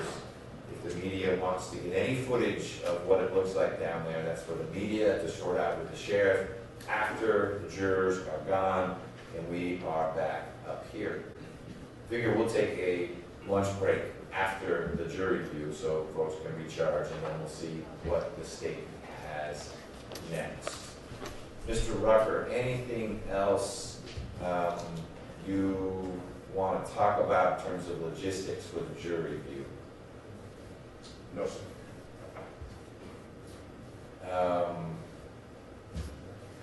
No.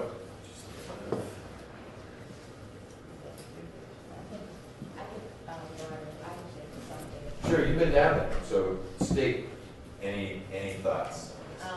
The front two seats require the car to be on in order to move.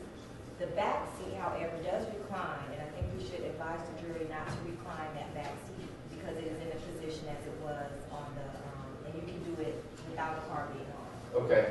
I think what I'll do is I'm going to tell them, don't move anything. You can move yourself around and you can close the doors, but otherwise don't move things. And the car's not going to turn on. We've received some questions and some witnesses have been in a position to answer about the navigation system. If they can identify that simply by looking at the dashboard, they'll identify it, but we won't be firing the car up. But that's a good point, that they ought not to move anything around, don't touch the dial, etc. Okay. Mr. Hartley, anything else? Judge, I know that you're going to give them some instruction. Could you give us a preview of the instruction that you're going to give us, so give them so that we can Critique it? see if it's, yes, see how good it is. I just made a note here that we don't currently have a charge for the jury charge about a jury review. Don't know if we're going to want one or not. That's up for discussion at the appropriate time. In some ways, this is evidence, and I don't know that we need to single it out from other evidence. So tell me what you, apart from me putting some restrictions, don't talk about it while you're down there, don't move things around. What were you expecting me to say? You know, it's a cautionary 105 instruction in the vein of this is a piece of evidence like because you're allowing it in as if this is an evidentiary review, although you're it should be taken into consideration with all the other evidence and in particular any testimony with regard to Sure, don't consider it in a vacuum. It's not any more remarkable because you haven't to go on a field trip to see it. yes. I will cover that. How cold is it? It's pretty chilly. It's pretty chilly. I'm not going to wear my overcoat. Okay, you're allowed to wear your overcoat. Well, I know, but I'm telling you. That's how cold it is. Okay. Unfortunate. Let's have some sleeves. Yes, sir.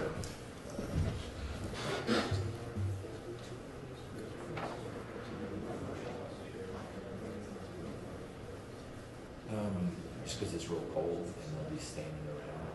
I don't know how long it's going to take each juror to do what the juror's going to do. If it took 10 seconds, it starts bringing more down. They're going to take this much. Then if you got 8 people, then it's a half hour. Then before you get to the second group, they'll just be standing there. So I'm not trying to be complicated. I just figured I'd rather be sitting in the jury room waiting to sit naked or I also can't fit on one elevator.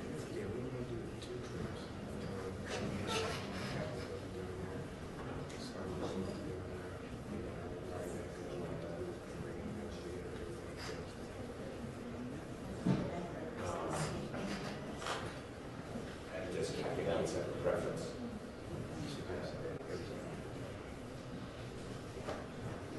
Well, why don't you just go slow and get the second group.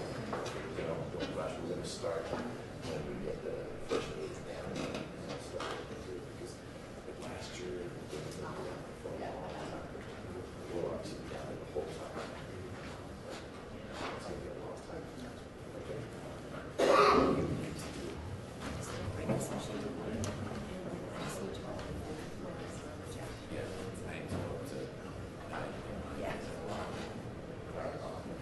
Okay. Deputy Kane, I have one more question. I'm sorry to interrupt the conversation. Folks are going to have to sort of go hither and yon to gather some things. Porter has to go get something warm. I have to get something warm. Will there be someone down there who can radio you that we're in position for you to bring the first group of jurors? Yes, my captain should be down there. Okay, and radios work from down there. Great. then let's bring the jurors in so I can chat with them for a second.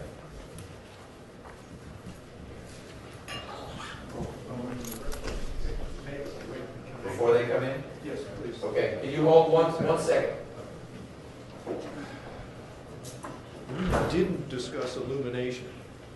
All of us, when we were down, when I was there, and I hope I speak for you, we used our cell phones to see. Oh. I don't know whether it's going to be in the same place in the basement. It's hard to see in there. Now, I kind of like it because it was at night when this happened, as close to the actuality of the scene as possible. But I don't know what your position. The state talked about videotaping it and giving them the flashlights, but I say nay to that. Well, we covered the videotaping, and that's not happening. Okay. And that was videotaping just to make a record, but we're not doing that because we don't want the jurors feeling like they're on camera. Plus, you pointed out, who knows what that will do with glare, et cetera. So no recording, but I knew maybe it was under the mistaken impression that the state had said, don't worry, we'll deal with the lighting. And maybe what they've elected to do was allow the lighting that occurs not so naturally down there to be the lighting. Well, I don't know whether that's necessarily within their purview, it being, I think, a matter to be determined. But let's say that we go. We do it without any artificial light. The jurors get in, they get out, whatever they do. What if they say, hey, judge, as this jury is wont to do, and you allow them to do, can we get a flashlight? Can we use our cell phone? Can we use some artificial, can we get some light here? What are we going to do then? We'll address it in advance. I appreciate why you might have been using a light to determine if the seat was in the correct position. But if your purpose in getting in the car was to experience being in the back seat, and can you not see the dowel? Is it that dark? No. Okay. Well, I can tell you I don't know. Depending upon where it's positioned, you can see you're going to bump into it if you don't see it. But when the door is closed, it's going to be pretty dark in that car, in that vehicle. Okay. Mr. Rucker, I thought you had indicated that you all were going to explore a lighting situation. What's the state's perspective on this? Well, yeah, that was, I think, part of the original plan, but I understood that there was perhaps some nay on the part of the defense about bringing in an artificial light. My initial suggestion was to just perhaps have one or two flashlights, and for jurors who said, listen, I like to see a little bit better, they could just have access to a flashlight, they could look around and see a little bit better. But I understood that there was a real objection, I think, to that process. Secondarily, we could have perhaps brought in some artificial light. That was explored with our office as well. But again, I understood that the objection was to artificial light. So this is not a case that hinges on how well could Mr. McIver see what was going on right there in the cab of the car. I appreciate what he perceived outside the vehicle has been the subject of much discussion, but I haven't heard anything about, well, if I had only known there was a wine bottle right there, or I thought that my wife's seat was over here, but it was so dark I couldn't tell. So the lighting inside the cab isn't a factor. I'd be real surprised if anyone argued that. So introducing light so that jurors can literally see the angles doesn't seem problematic to me. Okay. But it needs to be uniform, meaning it can't be that one juror uses infrared light and another uses whatever. So I think, I don't have a problem, and I'll let Mr. Harvey state the defense's perspective in a moment. If the jurors, if everyone all had the same thing, if they all had a flashlight. But it would be the same one. You could hand it to them, and if they Right. wanted to use it, they could use it. But if it would need to be that, or you guys set up something outside, and it doesn't sound like that's going to happen. Right, I think that's a great suggestion. Okay. And it's practical. Okay, well, that's not always what governs what Mr. I understand. Let's see if they're first. We do it just the way it is, whatever the unnatural lighting conditions may be. And then if there is a request, my position is that we say no, and you understand why. And I think I'll put that on the record, but then that decision is yours. Okay. I will bring this flashlight down, and I think we will preview the scene before Deputy Kane gets the signal to bring down the first group. I received a little input from the Sheriff's Office that they would prefer to get all the jurors down there rather than break them into two. I have asked pretty please if they could just wait a little bit before they bring that second group, because poor juror 108, it's our highest number of jurors, will be down there for a long time before juror 108 gets in that vehicle. And I'm taking you guys at your word, it's not warm down there. I don't know why we want to icebox the jurors. But it is also, the Sheriff's Office is going above and beyond. There are a bunch of folks plugged into making this work. And so I will defer, it's their space, and I'll defer to them. What I think we should do is bring all the jurors in now, lay a little bit of groundwork for them, and then we'll all go down there, get situated. Once everyone is comfortable with the setup, then we'll get word to Deputy Kane, and he'll bring the first 8 down, and then walk back real slowly to get the remaining 7. Anything else, Mr. Rucker or Ms. Griffin, before the jurors come in? No. Mr. Harvey? No, sir. Okay, let's bring all 15 in, please. All rise for the jury.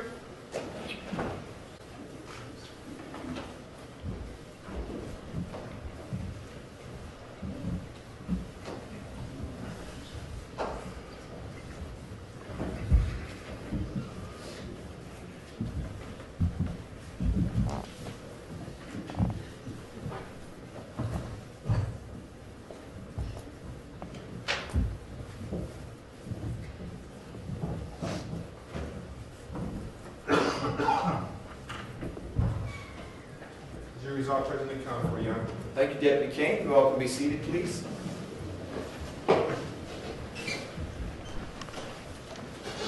Ladies and gentlemen, in a few moments, 8 of you, to be followed soon thereafter by the remaining 7, are going to get on an elevator and go down into a parking area that's underneath this building, where the vehicle that has been discussed so much during this case is sitting. This is an opportunity for what we call a jury view. You will be able to see some of the evidence that is part of this case. There's nothing remarkable about the evidence that should cause you to treat it differently than any other evidence that you have seen or heard, other than you have to walk out there and it's going to be cold. So as you are evaluating the evidence that you're going to go see in a few minutes, you need to look at it and think about it in the context of everything else that you've received during the course of the trial. This will be a little bit different in the sense that it will be slightly more experiential. One at a time, and we're just going to go numerically, you will be permitted to approach the vehicle. If you want to get in it, you can get in it. You can't move anything in there. You cannot adjust the seats. That would be a problem. That would be like outside research. Don't adjust the seats. The vehicle won't turn on. You won't be able to turn the vehicle on. There will be a dowel in the front passenger seat, akin to the dowel that you've seen in lots of the photos. Don't touch the dowel. The one seat you may not sit in is the front passenger seat, because there's a dowel sticking out of the front of it. But you can sit in the rear passenger seat, the driver's seat. If you want to sit in the rear driver's seat, you could sit there. You can close the doors. You can open the doors. Just don't move the chairs. Don't move the dowel. So we'll have you go one at a time. Juror 5 will be going first. When Juror 5 is done, Juror 5 will step away from the car, and we'll have the next juror go numerically. You'll each have an opportunity to do this. None of you has to do this. You're welcome to do it. You'll be given that opportunity. If you choose not to, you choose not to. It's very important that while you're down there, you not talk about what you are experiencing. Don't elbow the one and say, hey, I thought the car was this color and it's that color, or it's shorter or it's taller, or anything like that. You're processing it as you look at it and do what you do, but you're not talking about it with each other, because that's part of deliberations, and that starts hopefully tomorrow sometime, but not today. As I mentioned, we're having you come in 2 groups. The first 8 to be followed kind of soon thereafter by the remaining 7. If at any point it gets too cold down there for you, and you have already seen whatever you're going to see with the vehicle, if you'd let one of the deputies down there know, we'll get you back up into the jury room. But just for their logistics, it's easier to move you in 2 big groups. You can't all fit on the elevator, or we move you all in one big group. But the reality is the juror with the lowest number is going to have an opportunity to see the vehicle long before the juror with the highest number. So that high number juror could get cold, and let us know if it's getting too chilly down there. I may have one other instruction for you once we get down there, but other than that, it should be real quiet. I mean, the attorneys may be speaking quietly amongst themselves. Everyone you're used to will be down there. Everyone is entitled to be down there. Prosecutors, Mr. McIver and his team, Mr. Hyde, they may all be down there, out of your way. The media has been invited down there, but no cameras. So none of this will be filmed. But you may see media folks down there who are writing things down, and there won't be any cameras down there. Any logistical questions about what I just described? Sir? So you say not to sit in the front passenger seat, but about the driver's seat? So the only seat you should not sit in is the front passenger seat, because as you've seen in photos, there's a dowel sticking out of the front of the back of that seat. And so if you sat on it, you would potentially move the dowel. Bad choice. But the driver's seat and either of the rear, there's the whole rear bench. The space back there is fine, provided you don't jostle the dowel. Okay?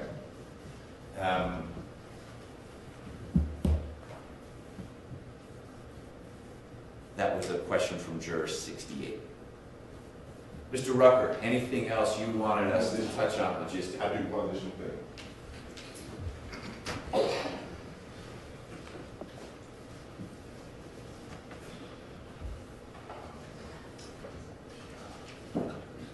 Oh, right. Thank you. You may recall testimony about an investigative incision that was made to the front of the back of the front seat. You may see that. That is a defect caused by someone who is investigating the case. The dowel doesn't go through that, but you should draw no conclusions, have no concerns about the fact that there's this incision that was made in the seat. If you are looking at the front side of the back of the front passenger seat. And with that, I'm going to have you all go back to the jury room. It is cold down there, so if you have additional jackets that you brought with you, put them on. If you don't, like I said, if it gets too cold, you let a deputy know, and we'll get you to a warmer place until either it's your turn to take a look at the vehicle, if you want to look at it, or if you're already done, we'll get you back up here out of the chill. It's going to be a few minutes before everyone's set up down there, so don't think we forgot about you. But if you want to have a snack or something, go in the jury room and do that. Deputy Kane will collect you. We'll still have a lunch break when we're done with all this, just because the attorneys and the court reporter need one as well. You're not going to know when that ends, so if you come back up here a little early, don't head out for your lunch break, because you're not going to know when you need to be back. We'll reconvene when the jury view is complete to say, here's what's next. Let me give you some numbers now. Hopefully you still remember your juror numbers. Jurors 5, 7, 10, 18, 20, 36, 38, and 57. That's eight people. Did you all recognize your numbers? You still remember them? Okay. You're going to go in that first group. So when Deputy Kane says, rally up, you follow Deputy Kane, or whomever it is, to get on the elevator, you'll go down. And then he or a colleague will be back soon after that to get the remaining 7. That'll be all 15 of you, and we will proceed from there. We'll see you in a little bit. You can go with Deputy Kane back to the jury. All rise for the jury.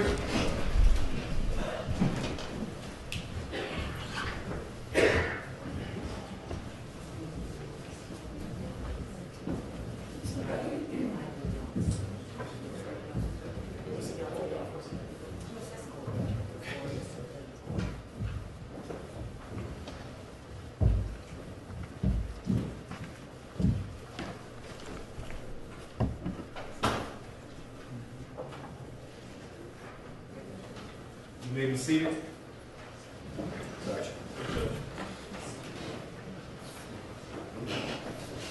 So, Deputy Kane, what's the best way for us to get everyone else? I can get down there. I'm happy to bring some of the folks down there. I need to go get a jacket also. So, how would you like to wait till we've got everyone here? I'm not talking about jurors, but lawyers, Mr. McIver, court reporter. Should we all start here and you get us down there, or what? Yeah, that'd be perfect. Okay. All right, so let's be back in here in 3 or 4 minutes with whatever it is you want to bring with you down to the basement. Does that give you enough time? 5 minutes? Yes? You okay to start? Okay, great. All right, we'll be back down here, ready to go. Got a clear judge. We're going to all drop together. Pardon me? We're going to all drop together. Yeah, it may, I mean, there are 2 elevators, but we can each operate an elevator. I just want the jurors to be together.